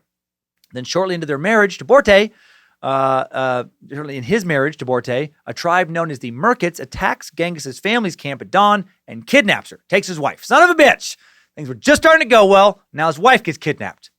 And then she's given to one of this tribe's warriors as a spoil of war. Double son of a bitch. Now his wife is being raped by a rival warrior. As you can imagine, Temujin, he's not thrilled. He said that his bed was made empty and his breast was torn apart. And he probably also said, I'm going to fucking kill this motherfucker. Time to go to war for the first time. In 1184, roughly 22-year-old Temujin turns to powerful clan leader Togrul, also known as Wang Khan, Khan of the Karates, to support him in getting his wife back. And Wang Khan offers him 20,000 Karate warriors, suggests that Temujin involve his childhood friend Jamuka in the battle. Jamuka had become a Khan of his own tribe, the Jadaron. Both Jamuka and Wang Khan were blood brothers to Temujin's father. Dad's old-time connections paying off here.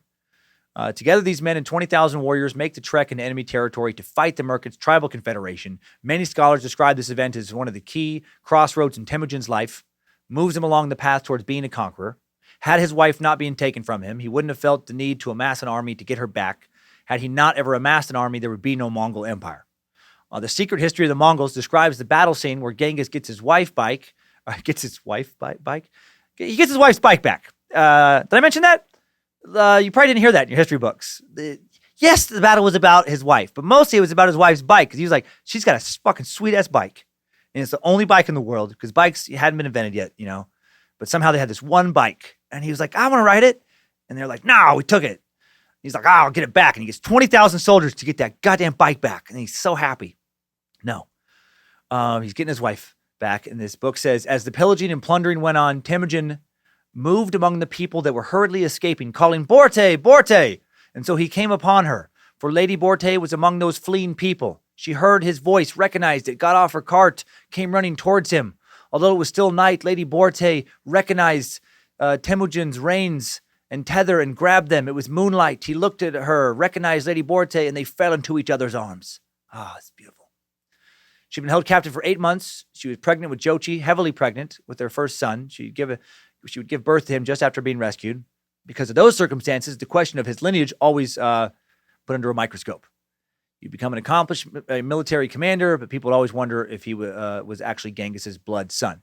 That didn't matter to Genghis. He would claim Jochi as his own son, and then Borte would later give him 3 more sons. Since Borte was considered his principal wife, only their sons were considered his heirs. She would remain at Genghis' side for his entire life. Although he took many other wives, as we mentioned earlier, she would always be his most important wife. How romantic. Sure, his dick loved a lot of different ladies, but you know, his heart only got hard for one. I wonder if you ever wrote that in a card for her. I wonder if I should write that to Lindsay.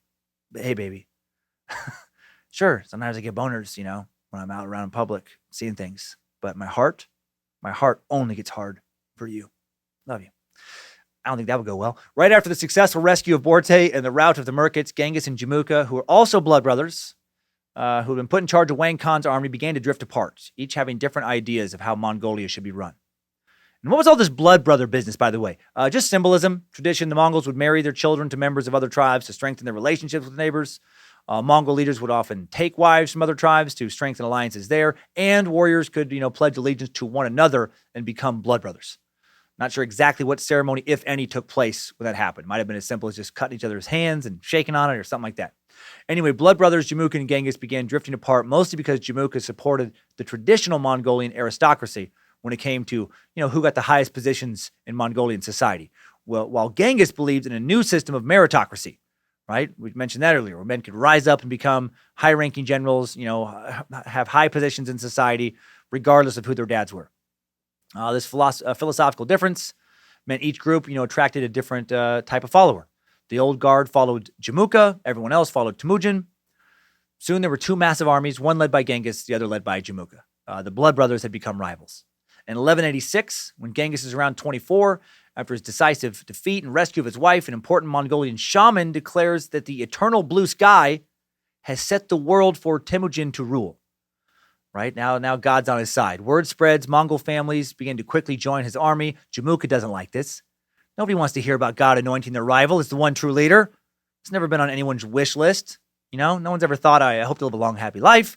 I have enough money to feel secure in my retirement. And I hope God anoints my rival as the one true leader. Threatened by Genghis' rise, Jamuka surprise attacks Genghis with an army of 30,000 warriors. Genghis gathers his followers to defend at the last second, but caught off guard. He doesn't have enough time to prepare, and he's decisively beaten in the Battle of the 13 Sides. Really the only significant battle where he'll ever be beaten. Jamuka must have been pumped, right? Who's destined to lead? The guy whose fucking ass I just kicked? I don't think so. Me! Now bring me my harem and give me some of that horse milk. Wang Khan is exiled. Genghis, some of his men and their families able to flee. After the victory, Jamuka horrifies and alienates some of his followers and potential followers when he boils 70 of Genghis's captured military leaders alive in cauldrons. A lot of the Mongols are like, damn, man, that's fucked up. I mean, I know we're Mongols, but boiled alive? That's something we do to non-Mongols. I mean, come on, dude.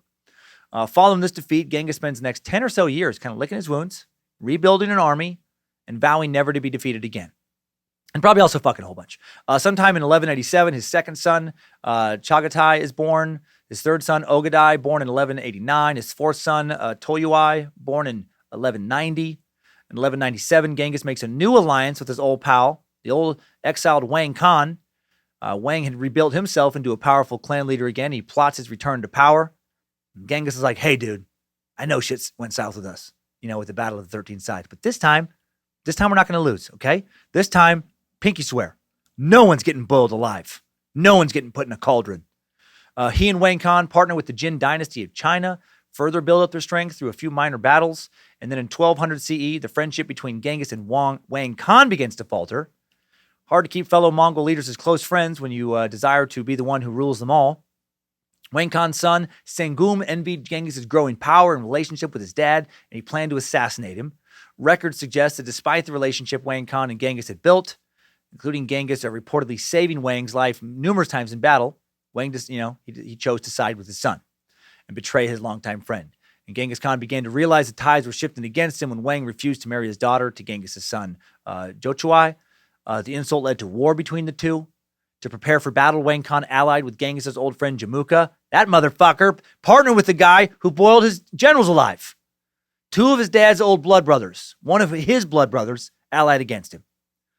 And then they fight in the Battle of the Burning Sands. They have so many good battle names. That's a great battle name. Battle of the Burning Sands. That's way better than the Battle of the Hot but not too hot sands. Way better than the Battle of the really pleasant temperature sands. Jamuka barely escapes. Dirty old Wang gets his ass beat in this battle, loses his kingdom, killed by a soldier shortly after fleeing. Jamuka and Genghis then battle for 3 more years. Finally, in 1206, Jamuka is betrayed by several of his own men and captured and handed over to Genghis. According to that secret history book, Genghis Khan then offered his friendship back to his old blood brother, Jamuka. After years of fighting, he still didn't want to kill him. He wanted to rule by Jamuka's side. All right? Wanted them to rule together. He loved this dude. But Jamuka had no interest in being Genghis' co-leader. He refused Genghis' offer, saying there can only be one sun in the sky. And then he asked for a noble death. He was a hard-ass dude. And a noble death back then was to die without spilling blood, typically by having your back broken. Yeek. That's some hardcore shit. That sounds way more painful than just having your head cut off or your throat slashed. Dying of a broken back, I guess that's going to involve a lot of internal bleeding and probably take a long time, be very painful. It said that Genghis buried Jamuka with the golden belt, a belt he'd given to him years earlier when they'd become blood brothers. It's kind of sad. Genghis didn't want to fight his brother. He wanted to fight with him. And then the guy refused, and he's torn up about it, and maybe that helped him turn into a psychopath because he would become pretty ruthless after this. No one else would ever be offered a chance to rule by his side. After having Jamuka's back broken, giving him his noble death, Genghis Khan had the men who handed Jamuka over to him also killed. Said he didn't want disloyal men in his army. Sucks for those guys. Great Khan, we have handed you your enemy. Thank you guys. Appreciate it. Then he just looks at some other guys. Hey, grab these 2 betrayers. Have them executed. Over the next 2 years, Genghis unites the rest of the Mongolian tribes who wanted to unite with him. He slaughters those who oppose him. There's a new sheriff in Mongolia, and he's definitely the you're with me or against me type. By 1205, Genghis had established a nation similar in size to modern Mongolia. And then the next year, in the spring of 1206, at a great Mongol conference of tribal leaders, he's officially proclaimed Genghis Khan at the age of roughly 42. Prior to this, even though I know I was referring to Genghis here and there sometimes, he was still known as Temujin. While Khan is a traditional title meaning leader or ruler, historians unsure about the origins of the word Genghis. May have meant ocean, may have meant just, generally translated as supreme ruler, universal ruler, maybe translated as murderous motherfucker not to be trifled with. For the next 21 years, Genghis goes buck wild in most of Asia and parts of Europe. Lays down a lot of blood and mayhem. He would conquer more land in this period than any ruler had ever done in a 2-decade stretch before or since. He was the Michael Jordan of conquering. He was the Tom Brady of rape and pillaging. Wonder if Tom Brady would like that comparison. Now that the clans are united, Genghis builds an army that becomes arguably the strongest the world has ever seen. Right? And he launches the Mongol Empire that would rule Central and East Asia for over 160 years. He led his soldiers to the first foreign war in 1209. He set forth on a campaign against the Tenguts, who had established a Chinese-style dynasty known as the Xia dynasty in northwest China, along the old Silk Roads, just below Mongolia, a kingdom of about 5 million Tibetan-speaking people, roughly 5 times as big as the Mongol Empire. Capital, population-wise. Capital was Xia. The Tenguts had become involved in a trade dispute with the Mongols, and Genghis was like, hey, I need your people to pay my people more for our goods. Stop taxing us so much. You gotta drop some prices. And they were like, no. And he was like, okay, well, if you don't want to do that, I'll probably just have to slap you around. And to get Xia, the Mongols had to cross the Gobi Desert. The first major battle took place at a mountain pass where the Mongols feigned a retreat, then turned around, routed the enemy when more men joined the fighting. Classic Mongol move we talked about earlier. Genghis' army consisted almost entirely of cavalrymen and their deadly bow and arrows at this point. Genghis received what he wanted now in terms of a reduction of tariffs that Tenguts opposed on trade. He returned to Mongolia with some new wives, some concubines, and Xia was now a vassal state of Mongolia. This initial victory gave Genghis control of a key Silk Road oasis and the tax revenues that came with that. And Xia, the emperor, gave Genghis Khan his daughter in marriage. The emperor, of the Xia, gave Genghis Khan his daughter in marriage and a nice yearly income in the form of a tribute. And some 30,000 Xia craftsmen were brought to Mongolia to help Genghis Khan build his new capital of Karakorum. In 1211, Genghis launched his second foreign war against the rich Jin dynasty of northern China, which controlled China down to the Yangtze River. The dynasty he had allied himself with in some battles years prior. This kingdom had about 20 million people, way more people than the Mongolians. The Jin were a people from Manchuria who, like the Xia, had become involved in a trade dispute with the Mongols. And the result was an attack by the Mongols, who weren't going to accept not having the access they wanted for the prices they wanted for the products the Jin produced. Before leaving on his 1211 campaign against the Jin with a force of 70,000 warriors, Genghis Khan told his people that heaven has promised me victory. And then his army breached what would become the Great Wall of China by advancing through a 15-mile-long gorge with the help of a turncoat Chinese general, who he did not execute for betraying his initial army. He would back off that policy for the rest of his life. Maybe that's not the best policy. From intelligence sources such as merchants and defecting Jin civil servants, Genghis Khan learned that the Jin Empire was racked with internal problems, vulnerable to attack, and that its huge army of 600,000 troops was pinned down at their southern border, where the Jins were engaged in a long-running war with another massive Chinese empire, the Song dynasty. The perfect time to attack them. From 1211 to 1214, the outnumbered Mongols ravaged the Jin countryside. They focused on attacking small villages and farms. They sent, now homeless Jin peasants pouring into Jin cities by the thousands. Because of this, the Jin dynasty suffered from a massive food shortage. Starvations began.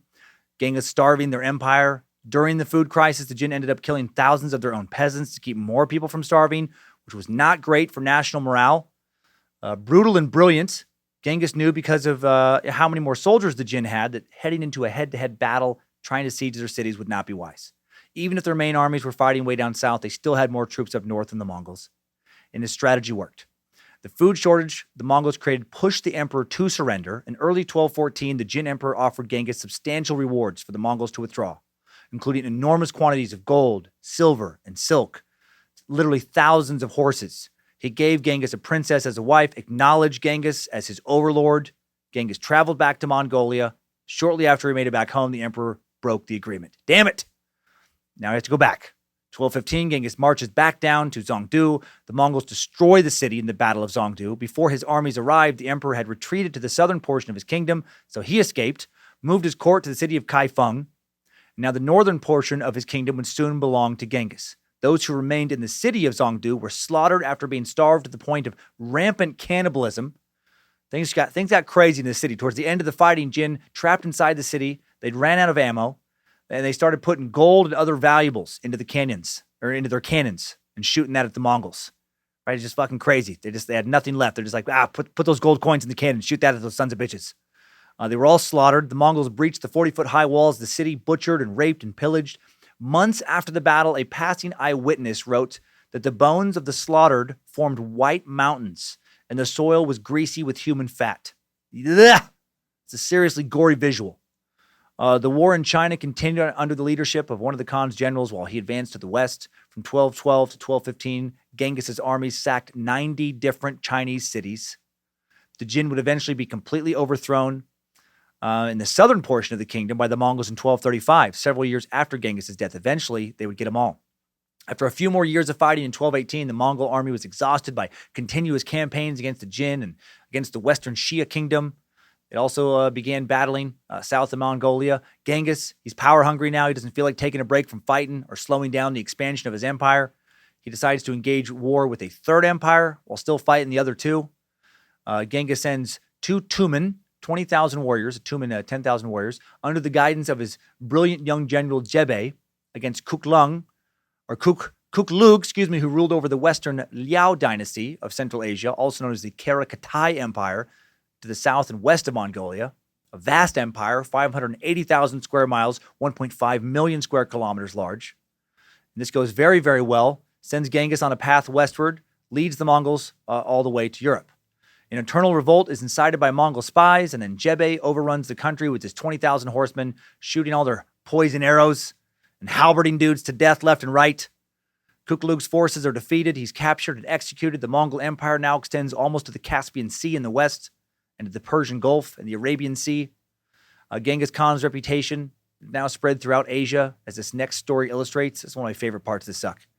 Just to make sure they weren't on Genghis's list of places to fuck up next, envoys from Korea traveled to Genghis Khan's Gair to offer to pay him a tribute. I mean, this is some serious shit, right? As a preemptive measure, envoys from a nation thousands of miles away show up out of the blue and are like, hey, we don't even know if you even know we exist yet. We don't know if you want to kick our asses or not, but just in case you're ever thinking about it, please do not. We preemptively surrender. We surrender now. We know we don't even have any, current plans to fight us necessarily, but just we've surrendered already. Take our money. Happy to bring back more every year. I picture Genghis, accepting their offer very seriously. Like, wise decision. I did know about you guys, of course. And we were going to kick your guys' ass in like a year. So good decision for you guys. Thank you very much. And then when they leave, he just turns to an associate, he's like, who the fuck were those guys? Where's Korea? Is that a real country? In 1219, Genghis decides to do some damage to the eastern province of the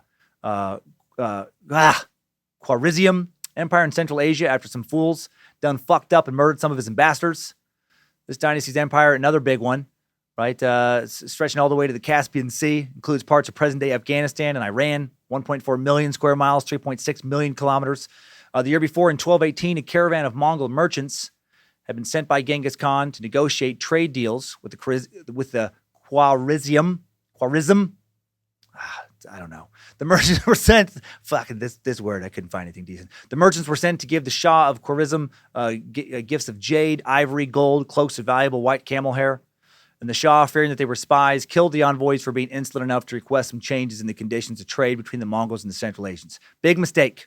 From the Mongol standpoint, the murder of the merchants and ambassadors, the most heinous of crimes. Had these ambassadors not been killed, the Mongols may not have, went on to Europe. They may have just stopped where they were. Sometimes it seems like Genghis didn't really want to, or didn't intend to have the kind of empire he ended up with. He wanted tributes. He mostly just wanted people to recognize him as, overlord. He didn't need to rule them directly. Just like, tell me that, you understand that I'm the big boss.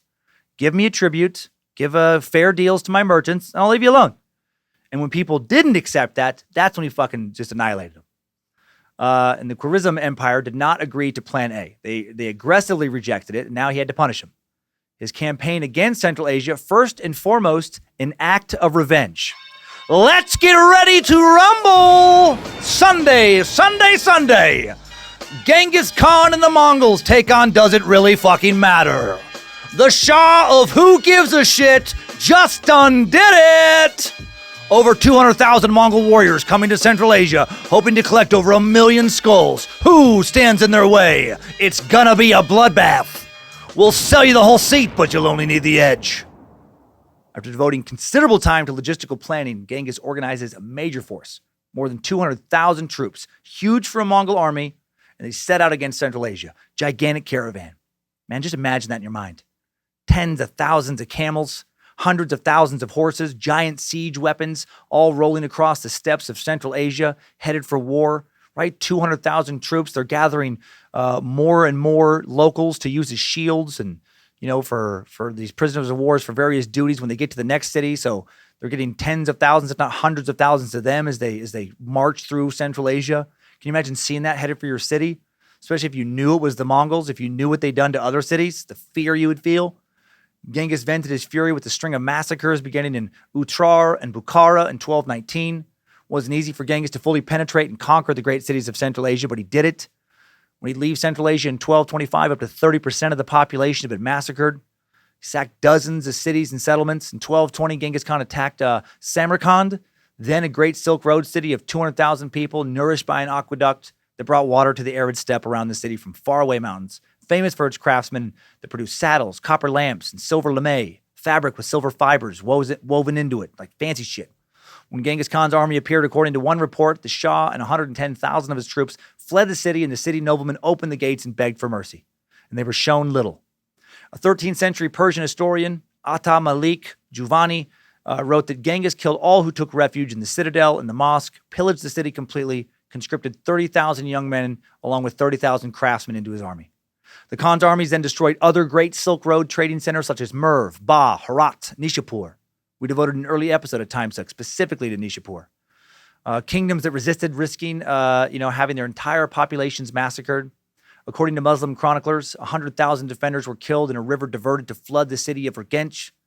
One city got hit worse than many was a place called Merv. In present-day Turkmenistan, a Muslim holy man and his many helpers allegedly spent 13 days counting the dead of Merv. They counted 1.3 million victims. Under the Seljuk Turks, Merv had become a city full of palaces, libraries, observatories, canals that nourished parks and lush gardens. It was beautiful. And then all that came to an end when messengers of Genghis Khan in 1218 showed up, demanding their tribute, demanding their pick of the city's most beautiful women. And the Seljuks were like, "Who the fuck are you? Get out of here." They killed them.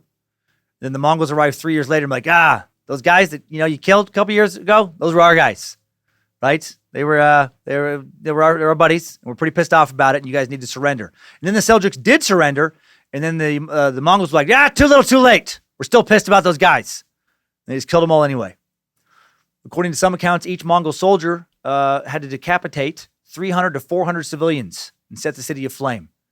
Right? They would have and they were so organized. It was so dark. I talked about this in this early Nishapur suck. When they would have to do, like, if they were ordered to kill like 300 dudes, 400 dudes, they didn't just take their word for it that they did it. They would have to bring back like 300 sets of ears, or I guess 300. Make sure. I guess I don't know how you tell the right ear from the left ear. I think you'd have to get a set. I know it was ears. They'd have to bring bags of ears back. Like, yeah, we did it. Here's my 300 ears. Genghis Khan's army then destroyed other Silk Road trading centers such as Ba, Nishapur, Ghazni, Herat, as I said, all in present-day Afghanistan and Iran. They starved out many populations, destroying their irrigation systems to help their siege efforts. Damage done to various ancient irrigation systems in these areas took centuries to repair. Irrigation systems the Mongols destroyed in present-day Iraq, not repaired until just this last century. Also around this time, Genghis' generals Subutai and Jeba encircled the Caspian Sea in 1221. with 20,000 men, annihilated every army that got in their way between 1221 and 1223. That specific Mongol campaign has been referred to by some historians as the most daring military campaign of all time. That's when they briefly invaded Europe. 1221, the Mongols arrived in Herat, present-day Afghanistan. Inhabitants initially spared, but when they rose in revolt, Genghis Khan told one of his generals, "Since the dead have come to life, I command you to strike their heads from their body." That's some cold shit. That's some crazy shit to say, right? Did they not know that they're dead? Did they not know that I could kill them at any moment? Well, they'll know now. Reportedly, only somewhere between 9 and 40 of the city's original 1.6 million inhabitants survived. How weird to be one of those 9 people. One day your life is living in this big, giant, thriving, beautiful city. Then the Mongols show up. A few months later, everyone you've ever known, everything you've ever known, destroyed or dead, outside of maybe 8 other people. In another trading center visited by the horde called Ba, the citizens of this fabled mother of cities in present-day Afghanistan are massacred even after surrendering again. One historian said they were divided up according to the usual custom of hundreds and thousands put to the sword. And then there's that other Mongol campaign up north, right? 1222, 1223, Genghis' general Subutai, Jeba, defeat 2 large armies, present-day Georgia, cross the Caucasus Mountains in winter, and defeat an 80,000-man Russian army in 1223. We touched on that recently again in the Ivan the Terrible Suck. Mongol leaders now thought they had accomplished their mission before returning to Mongolia. However, they decided to arrest their troops and gain a little more info about the lands to the north and the west. They camped near the mouth of the Dnieper River, and their spies soon are scattered throughout Eastern and Central Europe. And then a Russian army of 80,000 under the leadership of a Prince of Kiev marches against them. Initially, Jebe and Subutai sought peace. However, when their envoys are murdered, here we go again, they destroy the Russians. Mongols did not let shit slide. If you killed their envoys, if you killed their ambassadors, right, they were never like, I get it. Those guys were assholes. Shit happens. Nope. You always got pounded.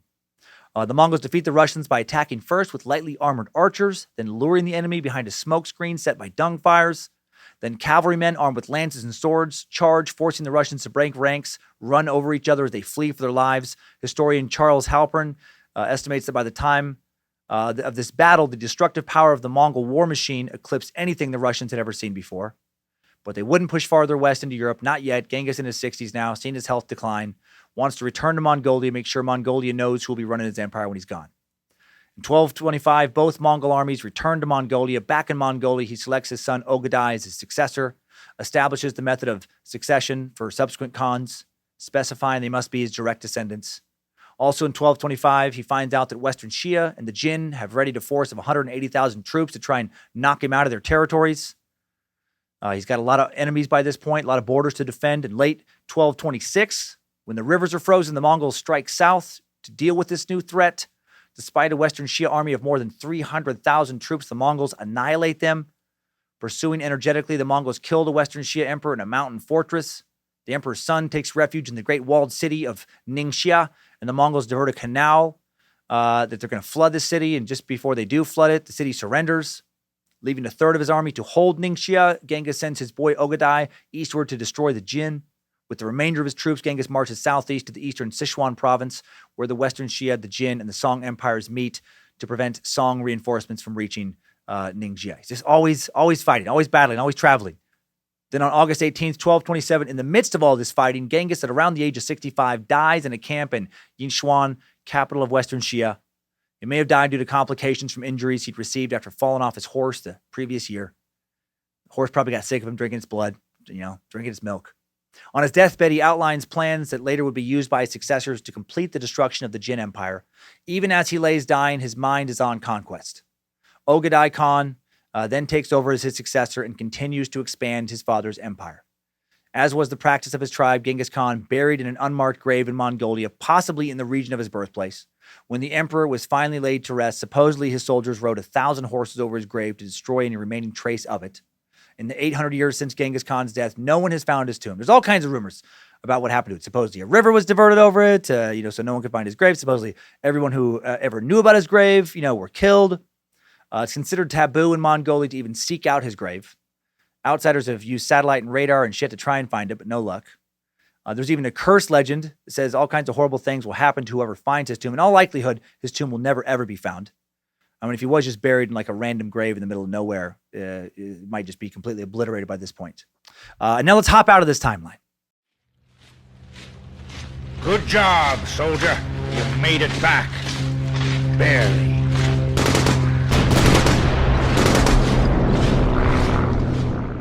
So Genghis Khan and the Mongols, they kicked the shit out of a good chunk of the world in the early 13th century.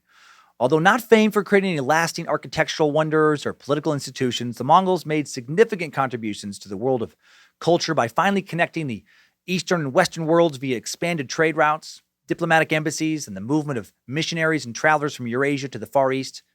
And they did this by shedding an unprecedented amount of blood. Let's leave with a few more examples of that because it does fascinate me more than anything else with the Mongols. Just how devastating they were in war. Although Genghis Khan actually did restrict the use of torture in his empire, a lot of people still died torturous deaths. Mongol executions, man, often extremely grisly. When Gayat Khan, grandson of Genghis, suspected that a powerful courtier named Fatima had poisoned his brother, he had her tortured into confessing before, quote, her upper and lower orifices were sewn up and she was rolled up into a sheet of felt and thrown into the river. Yee. Had her mouth, butt, and vagina sewn shut, if I'm interpreting that correctly. Possibly her ears, nose, and eyes, too. That is some serial killer shit. This next death, also pretty damn brutal. The Mongols had a taboo, as we talked about earlier, against shedding royal blood. Right, with royals, they're supposed to die without shedding blood. So instead of, say, like beheading a royal, they would often crush them. You know, like we talked about Jamuka earlier, dying from a broken back. Well, this next dude's death may have been more painful than that. After Baghdad was sacked by the Mongols, the Caliph of the Abbasid Caliphate, Al-Mustasim, rolled up into a carpet. The carpet set out in a field and then trampled to death by stampeding horses. Can you imagine being in that carpet? Right, you can't see anything. You're all fucking squeezed in there. You're rolled in the carpet. You've just been placed out in some field. Some translator has undoubtedly let you know what's about to happen to you. Or maybe not. Maybe not. Maybe it's a big surprise. Maybe like, hey, what are you doing? What are you doing? They just don't even say anything to you. They just set you out in the field. And then pretty soon you just feel like a little bit of vibration. And then you can tell like, oh shit, that's horses. Oh God, those are coming towards me. Right? I wonder how long they made this dude wait out in the heat, in the dark, before he heard that distant rumbling. And then it just gets closer and closer. You don't know exactly when they're going to stomp you, where they're going to stomp you. Oh, man, how do you spend those final moments? Screaming for help, begging for mercy? Just quiet, just like, God, get it over with. 1223, after the Mongolian army kicked that Russian army's ass, right, the Battle of the Kalka River, the Mongolians decided to celebrate. This may be the most ridiculous one. They decided to celebrate by forcing the generals and the nobility of the Russian army to lie down on the ground. Then they put this giant, heavy wooden gate on top of them, right? So they're smushed, but they're not dead. There's not enough weight, to kill them. It's just very uncomfortable. And then they put chairs and tables, set that up on top of the gate. And then they have their generals have a feast up there. They just have a meal. So they just sit there, and then the weight of the people having the feast crushes the people underneath the gate to death slowly. So they're just drinking and celebrating as these guys are getting smushed beneath them. Why is that funny to me? So fucked up. But how satisfying would that feel to dine on top of your enemies? Man, this steak is delicious. Hey, Prince Vladimir, you still alive down there? Knock twice if you want to bite. Grunt painfully if you'd like a bite of tasty steak. You got any room in your belly? Or has your stomach already been squished out? Or your flat-ass body? Genghis himself once ordered a Persian noble to die an arguably even worse death. He had this guy tied up, covered in sheep fat, wrapped in felt, and then set out in a field and just slowly cooked by the sun. I know that's not funny. It's just so ridiculous. What a ridiculous thing to do to somebody. They were so imaginative when it came to killing. And again, they didn't just do this stuff for their own amusement. It doesn't seem. A lot of historians have written about, again, how their greatest weapon may have been just, their terrible reputation. Other empire leaders would hear about this shit. People who did not want to be covered in sheep fat and cooked in the sun. People who did not want to be rolled up in a, some fabric and trampled to death by horses or put under a gate and squashed while people were eating a meal above them. And, so then when those people are asked to surrender later, that's the kind of shit that's going around in their heads. Like, God, do I really want to be smushed by a gate? Or should I just give these dudes some gold right now? Yeah, a lot of these atrocities, darkly strategic. When Genghis defeated the tribe that killed his father early on, he wanted to make sure that he killed anyone who had anything to do with his father's death. Wanted to make sure that no one from that tribe came for him later on down the road. So with these guys, he lined up every boy, every man, measured them against the linchpin of a wagon, the axle pin in the middle of the wheel. Anyone taller than that pin, so anyone taller than around 3 feet high, beheaded. Slaughtered every male but the little kids and the babies.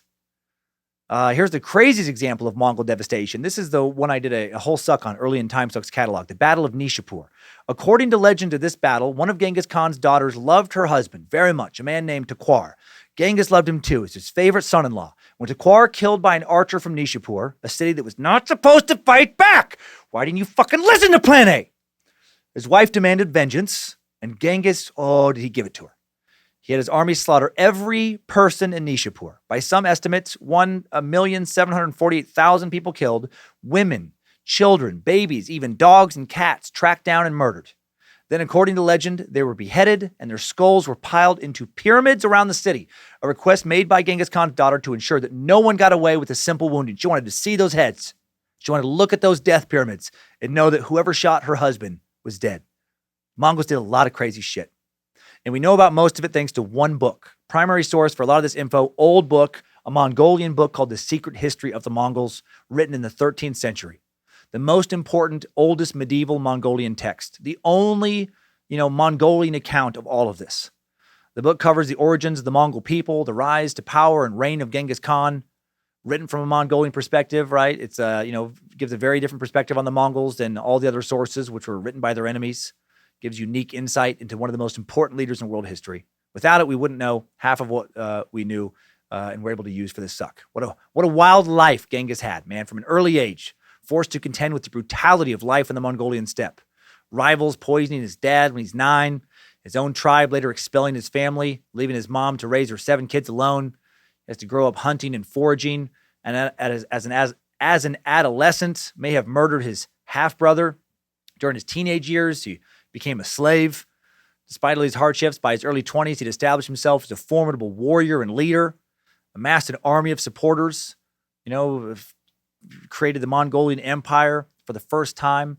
By 1206, he had successfully consolidated, the steppe confederations under his banner and turned to outside conquest. Due to a lack of contemporary records, estimates of the violence associated with the Mongol conquest varies considerably, not including the mortality from the plague in Europe, West Asia, or China. It's possible that between 20 and 57 million people killed between 1206 and 1405 due to various Mongol campaigns, beginning with Genghis Khan's. Many of those people killed brutally. I know times are turbulent in many of our worlds right now, but if there's a positive takeaway from this suck, it's that they're not nearly as turbulent as they were during the time of the Mongols. Reading a lot of disturbing news reports recently, but none of them talk about pyramids of human heads, thank God. 2020 is rough, but it's not nearly as rough as 1220. And now let's look back at more Mongol facts and learn one new one with today's top 5 takeaways right after one last sponsor. Today's episode of Timesuck brought to you once again by longtime sponsor of the show, Captain Whiskerhorn's Pony Play Emporium, Tack Shop, and Saddle Raid. Howdy, partners. It's your old buddy Tom Anderson, a.k.a. Captain Whiskerhorn again. Owner proprietor of your most trusted source of sexy bits, bridles, harnesses, halters, hooves, masks, anal plug tails, and more for the Quad State area for the past 20 years. When I heard that today's topic was Genghis Khan, well, as a pony lover, I was excited to suck me some Mongols. In honor of this week's episode, every customer who buys a Mongol ponytail butt plug or a Genghis Khan double dong Conqueror pony play dildo will get a free 6-pack of some human Cummins pony play milk. That's real breast milk, taken from a woman dressed up like a sexy mare, fermented and bottled in our warehouse out there. And if you haven't sipped some cold human Cummins after a long day of training and riding and whipping your sexy pony, you haven't lived, my friend. And it tastes a hell of a lot better than Don Doberman's nasty-ass puppy play dog cheddar, I'll tell you that. So come on down and say hi to Captain Whiskerhorn and his trusty, sexy steed, Sarsaparilla. Hi-yo, Sarsaparilla! Away! Now it's time for today's top 5 takeaways. Hail, Lucifina! Timesuck Top 5 Takeaways. Number 1, Genghis Khan's famous name is actually a title, meaning basically the King of Kings. He was born in Temujin, which translates roughly into blacksmith. From blacksmith to the King of Kings, dude made some shit happen in his life. Conquered far more territory during his reign than Alexander the Great or any Roman emperor. No one conquered like Genghis. No one. Number 2, it's estimated that Genghis had roughly 500 wives, even more junior wives. Such a creepy title. Plus countless concubines, and subsequently is responsible for millions of modern-day descendants. Approximately 0.5% of the world's dudes have his Y chromosome. He's one of the world's most prolific procreators. Number 3, old Genghis Didn't only murder and rape. He also opened up the Silk Road, tolerated multiple religions, maybe spared a couple people here and there, didn't allow his own people to be enslaved, and started the first ever international post office. Number 4, horse milk beer. Good luck drinking any Cummins and not thinking about how I said it may come from a stallion and not from a mare. And number 5, new info. Part of Genghis Khan's legacy is perhaps the very first usage of biological warfare. In 1345, the city of Kaffa on the northern coast of the Black Sea, razed by a vicious pandemic. After successfully repelling the first Mongol siege in 1343, Kaffa leaders knew that Johnny Beg, Khan of the Golden Horde from 1342 to 1357, great-great-great-grandson of Genghis, was going to strike again. When he did in 1345, he brought more than his standard Mongolian army. He brought the Black Death. We talked about this in the Black Plague episode. When the Mongols laid siege to the city of Kaffa, they were struck by the plague. According to an account of the events, the Mongols were suddenly fallen left and right as though they had been struck by thunder, with lumps on their joints and dark marks on their faces. They developed a putrid fever and died in days. Their army suddenly decimated. Rather than just walk away from the fight, they put the corpses of their dead on catapults and flung them over the defensive walls of Kaffa. Load the Greg! Aim the Greg! Fire the Greg! Nuts. Just catapulting plague corpses into the city. And it worked. They spread the disease not just to Kaffa, but through people fleeing Kaffa to all of Europe. In doing this, the Mongol horde may have accelerated the spread of the Black Plague that killed 30 to 60% of Europe's population, half of China's population, may have reduced the world population from an estimated 475 million to 350 million in the 14th century. And they may have also made funerals the most exciting they've ever been. Forget being cremated. Forget being buried. When I die, I want to be catapulted. Right? I've said it before, a long time ago, and I'm saying it again now. Load the Dan! Aim the Dan! Fire the Dan! Timesuck Top 5 Takeaways. We did it. We sucked Genghis, a dude who was probably pretty used to getting sucked in his lifetime. I hope that was entertaining. This is the first suck I re-recorded. Damn it, it was hard to figure out what info to leave in, what info to leave out, to say a lot of these words correctly, to make it entertaining. I don't know why this was a tricky one for me. If you didn't like this episode, at least take a little solace that you would have hated the first recording more. Thank you to the Timesuck team, Queen of the Bad Magic, Lindsay Cummins, Reverend Dr. Joe Horsecock Paisley, Bit Elixir, Logan and Kate at Spicy Club and badmagicmerch.com. Thank you to the script keeper, Zach Flannery, for putting a lot of info in here. It's a hard topic to try and to put into one show. Thanks to all those involved in keeping the Cult of the Curious private Facebook group fun, a growing place for discourse and ridiculous memes. Thanks to the all-seeing eyes of the cult and the countess of the cult, Liz Hernandez, for moderating the Facebook group. Thanks to Liz for overseeing the Bojangles emails. And check out Discord. The Timesuck Discord channel can be accessed easily via the Timesuck app, available on Apple and Google Play stores. Next week on Timesuck, the Space Lizards voted for a topic that takes us into the darkest, most dense forests of North America to learn about the legend of the Wendigo. Been a while since we talked about cryptids here on Timesuck. Wendigos, evil man-eating giants of several Native American tribes' mythologies. They play the roles of monsters and boogeymen in some legends, while in other stories, members of certain tribes who commit sins, especially selfishness, gluttony, cannibalism, turned into Wendigos as punishment. The Wendigo is supposedly a tall, bony, humanoid-looking creature. Long, super thin limbs, elongated claw-like fingers, plus a terrifying face and sharp teeth. Several depictions of this mythical beast also describe elk horns, or even a whole decapitated elk skull on the monster's head. To make things spookier, these cannibals have supernatural hunting abilities, very fast and strong with heightened senses of smell and endurance. North America, a treasure trove of amazing folklore and fascinating tales. This topic gives us a chance to look into not just the Wendigo, but many others. Stone giants, man bears, toad women, and more. We're going to investigate several American Indian legends. And that's next week on Timesuck. Now for some community. Onward to this week's Timesucker Updates. Updates? Get your Timesucker updates. First update coming in today from Genius Meat Sack Thomas Fogg regarding last week's nature versus nurture discussion in the Killer Kid Suck. Thomas writes, "Greetings, Master Sucker. During the most recent suck, you had some self-reflections on your own interests and your own upbringing and how that relates to others' claims of what parents claim led their sweet angels who wouldn't hurt a fly down the path of evil. While I'm not a psychologist, psychiatrist, or mental health professional of any kind, I've read many web articles, studies, even several thesis papers on this very subject. Let me start off by saying I've been playing violent video games since I was 5 or 6. I've been watching horror and action movies since I was 4 or 5. I've been reading comics for as long as I can remember, and I've been watching porn since I started being sexually curious. First off, my first non-violent cartoon violent video game I started playing was Grand Theft Auto 3. My cousins had it at their house on PS2. I would play it nonstop every time I was there. My first horror movie was Texas Chainsaw Massacre. To the credit of my parents, they didn't know I was watching it.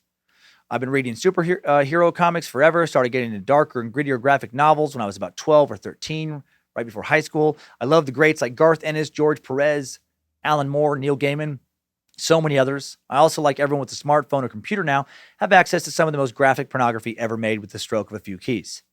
My parents were, and still are, good parents, but I have 3 siblings, and they couldn't both work and keep track of all of us 24/7. Now, I understand that it potentially has more to do with my nature than my nurture, but I'm a pacifist. I hate seeing violence done to others, non-consensual, obviously. If 2 guys beat the hell out of each other in an MMA tournament, they've chosen to be there, and I have no problem with them going at it. I never got into a fight throughout school, not because I'm afraid of being in a fight. I'm 5'11" and 235 pounds. Been that height, weight since high school, took self-defense classes, but obviously one kid from Ohio doesn't make for much of a well-rounded study. So let's look at the broader picture. Recently, many studies have been run based on pressure from claims coming from high-ranking public officials. Many of these individuals cite violent video games as the obvious problems that are causing America's youth to start shooting each other in our schools. These individuals generally either do not name a specific game or will cite Grand Theft Auto, which is most likely the result of doing a Google search for violent video games. Interestingly, the most recent studies have found that many of the recent school shooters did not play violent video games. How could that be? The highest selling video game of all time is Minecraft. While it does have violence, I've seen smaller kids poison animals and laugh as their health bars drain, violence is not the main focus of the game. Arguably, it is the creative aspect of the game that is the focus. The second highest selling video game of all time, however, is Grand Theft Auto 5. On that same list of top-selling video games, there are other Rockstar titles like Red Dead Redemption, names like Call of Duty, Skyrim, Witcher 3. Pretty safe to say these games are popular, pretty violent. When you look at school shooters, you see the trend that most of them are not popular. They aren't following the most recent trends. They don't have a ton of friends. They aren't someone that people pay attention to, or if they do, it's because they're worried that they are seeing signs of a school shooter. Parkland shooting testimonials speak to this. What they found is that the individuals who are school shooters are less likely to consume violent media, including video games and movies, because that is what the societal norm is, right? They're outliers. What politicians are doing right now, what they've done since the advent of politics, is scapegoating. They've done it on anything they could possibly blame for behavior and give it a simple solution. Comic books, video games, movies, drugs, pornography. If you want evidence that it's simple scapegoating for a simple and single villain to blame for a complex systemic issue, look no further than Ted Bundy. Ted claiming that porn pushed him to do a lot of the violent acts he committed. Not to say porn has no psychological side effects, but we currently have access to truly any type of porn you could possibly want in great quantity because of the dark web that includes porn featuring violent rape, murder, child molestation, other terrible acts. We absolutely, objectively have access to significantly more porn and more depraved porn than at any point before in human history. I would argue that it was that we as humans are getting no more depraved or violent, though. And I would even further argue that statistics show otherwise. Yes, exactly. Like you said, people now have outlets for their baser urges and fantasies. I think the problems we have right now regarding violence, shootings, etc., are significantly more complicated than a simple, single topic or bad parenting. You said your daughter may have been likely to murder when she got older if you didn't intervene. Kind of half joking there. But would you say you were a bad parent beforehand? If she had killed, wouldn't you wonder what you could have done differently to prevent her from getting to that point? How would you react if she suddenly snapped and killed someone today? Just some food for thought. I'm not saying I have magic answers to what causes the systemic problems. We should start figuring out what's wrong with our culture if we stop. We could start figuring out what's wrong with our culture if we stop pointing fingers, stopped prejudging, and have a more open and public conversation about it. Sorry for the long ramblings. I love this suck as always. Thomas Fogg, a.k.a. the essential nerd with too much time on his hands. Well, Thomas, love your message. Sorry for a couple points there where I paused. One thing I haven't brought up here that's been making the show a little trickier the past few weeks is because of COVID-19. It's the place that makes like lenses for my eye doctor's place is backed up, and it's taken a while for my new prescription lenses to get here. So I can't. It would be ridiculous for me to make the font much bigger. I just literally have trouble seeing my own notes sometimes. And like, wait, what's that word? Anyway, Thomas, if this were an Instagram post, I would like it, then unlike it, just so I could like it again. Yes, scapegoating is what politicians do so much of the time. They're sure doing a shit ton of it today. How nice would it be if more of our leaders, would do stuff like say, like, I'm sorry, I'll work on being better, instead of just playing a blame game. I like that you talked about how most recent shooters did not play violent video games, that's kind of the norm. And a lot of them are, loners, outsiders who are not doing what everyone else is doing, which makes them feel more alone. Kind of weird to think about that way, that maybe if they would have played more games with other kids, maybe they wouldn't have done what they did. I know it's more complicated than that, but interesting. Thanks for giving us a lot to think about as always, Thomas. Love how much research you're always doing on your own. Crazy almost got killed by a serial killer update. Now coming in from Super Sucker Marie Goulet, who writes, hello, Master Sucker. I'm a new listener, been binging on Timesuck since my boss suggested you. El Patron, that was a great choice. I'm on the Golden State episode. It reminded me of something I wanted to share with the Cult of the Curious. During the Night Stalker reign of terror, my in-laws and tiny at the time future husband lived in Diamond Bar, California. When you said that someone got attacked in Diamond Bar, I asked my husband about it. He told me that one night they were sitting in the house and the doorknob jiggled. When my father-in-law went to look it up, and there was no one at the door. My father-in-law is an imposing 6'5" man, at the time a reserve sheriff for Los Angeles County. The next day, they heard on the police radio that a house just a few doors down from theirs was attacked. I think Bojangles was watching out for them. Your podcast makes the long drive home more bearable, Marie. Well, thank you, Marie. How crazy that had your father-in-law not been home, your mother-in-law, might have answered the door, might have been killed.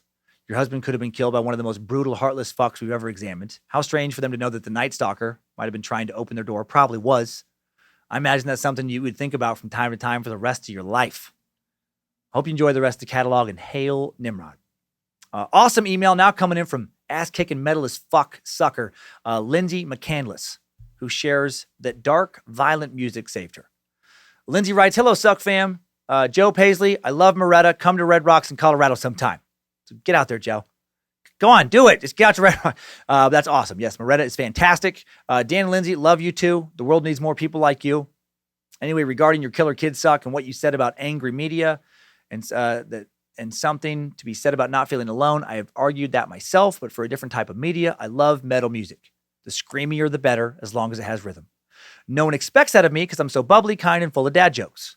Also, I am told pretty girls aren't supposed to like metal music. Fuck that shit. I always say that maybe it is because of metal music that I'm so happy. There's absolutely something to be said about shared pain. Metal got me through my, oh my God, I'm a freak and no one will ever understand me phase. Then upon discovery of bands like Mudvayne, Tool, Slipknot, and Killswitch Engage, I realized I'm not alone. My feelings are valid. I screamed with the songs. I cried with the lyrics. I came out of my shell. One of my coworkers today says it's hard to believe I was a loner in high school, but it's because of seemingly angry music that I'm not an angry or lonely person. Also, Dan and Lindsay, I just love the two of you so much. My husband and I want to be friends. Timesuck and Scared to Death make work so much easier, although Scared to Death makes me jumpy as fuck. And it makes me feel good to know that fame and podcasts don't ruin everyone. Much love from Colorado, Lindsay McCandless. Well, I don't know about the fame, but I appreciate it. Thank you, Lindsay. That's a very nice message. I love that metal is able to keep you calm and carrying on. And I get it. I get it. Oh, and by the way, speaking of just good angry music, new Run the Jewels album out now, RTJ4. I think it's so good. I mean, I'm a big fan. And I love the 3 previous albums. But I think this definitely is just as good. Maybe even a little better than some previous releases. Yeah, hearing the pain of others can help heal our own for sure. So keep listening to that hardcore fucked up shit and keep being a bubbly, cool-ass person. Now for a scary message coming in regarding the Killer Kid from an anonymous super sucker who writes, greetings, Timesuck team. I'm a loyal space lizard and have been a sucker since about 2017 when I was 17.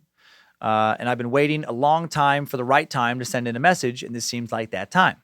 I live in Belton, Missouri, only about 15, 20 minutes south of KC. And I have my paternal side of my family living in Montgomery, Alabama, and that's where this story takes place. A cousin I barely met has 2 sons, a 14-year-old and an 11-year-old. The 14-year-old is a known troublemaker, and on Friday, May 29th, he got into trouble, and his father whooped him. Somewhere in the night, something snapped in his head. The next morning, sometime between 11:15 and 11:30 a.m., his dad was sitting in a chair in the backyard and was greeted by his 14-year-old son, who was now holding the gun. I'm unsure if any words were exchanged, but the boy unloaded 12 rounds into his own father. Yeah.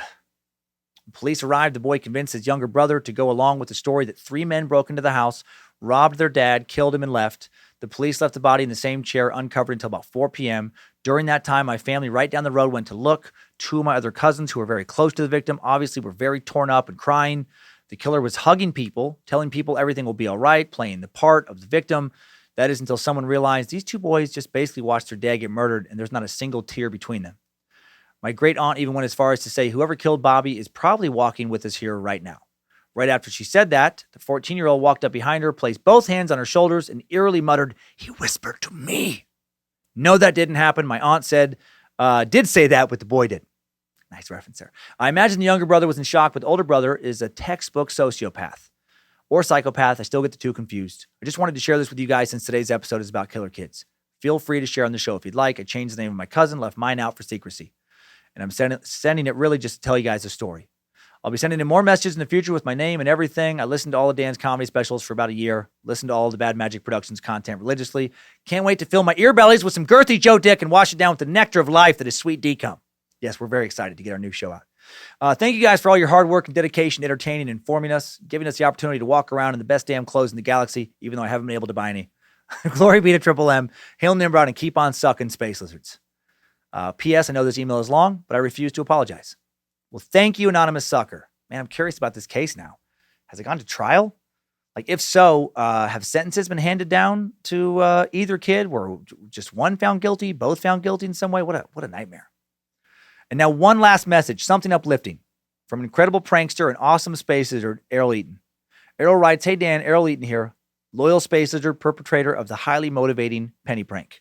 And before I go on to this message, I can't remember if I've talked about this on Timesuck. We talked about it on Secret Suck several times.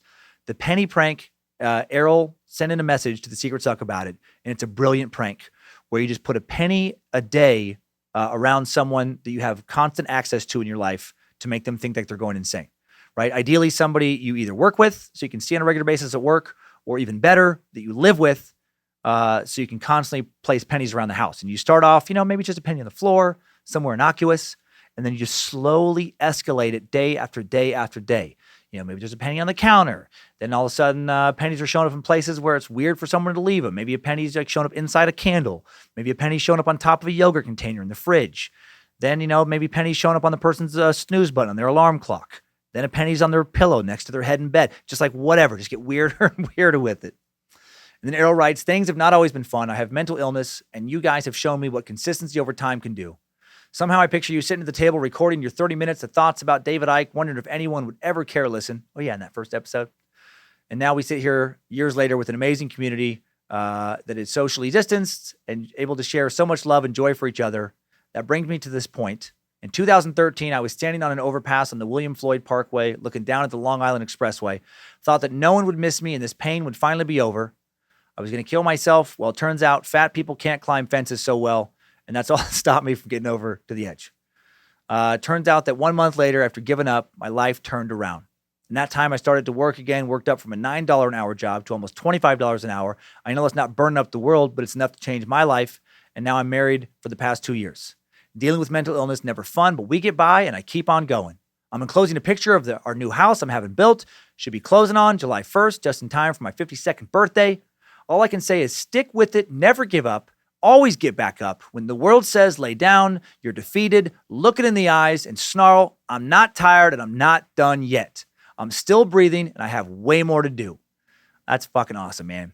Kick ass, my cult leader. Much love to everyone there. Thank you for always inspiring. P.S. This is a long email and I'm not sorry. Errol Eaton, U.S. Air Force. Well, thank you for your service, Errol. And how cool, man. House is looking nice. Like that 2-car garage. It's looking beautiful. Happy for you. And thanks for relaying such a inspiring message, man. You almost ended everything and now life is going so well. You would have never got to experience any of this if you would have, jumped off that bridge. So glad you didn't. And I like your message of get back up when the world says you're down. Times are tough now for a lot of people, a lot of anger, a lot of it very valid. A lot of people feeling knocked down, a lot of people been knocked down. And a lot of them, if they take your advice, are going to keep getting, back up and see better days ahead. Love you guys. Hail Nimrod. And look forward to more messages next week. Next time, suckers. I needed that. We all did. Have a great week. Don't rape and pillage anyone. Maybe don't drink any horse cum beer. Maybe listen more, point the finger less. I'll work on that too. And keep on sucking.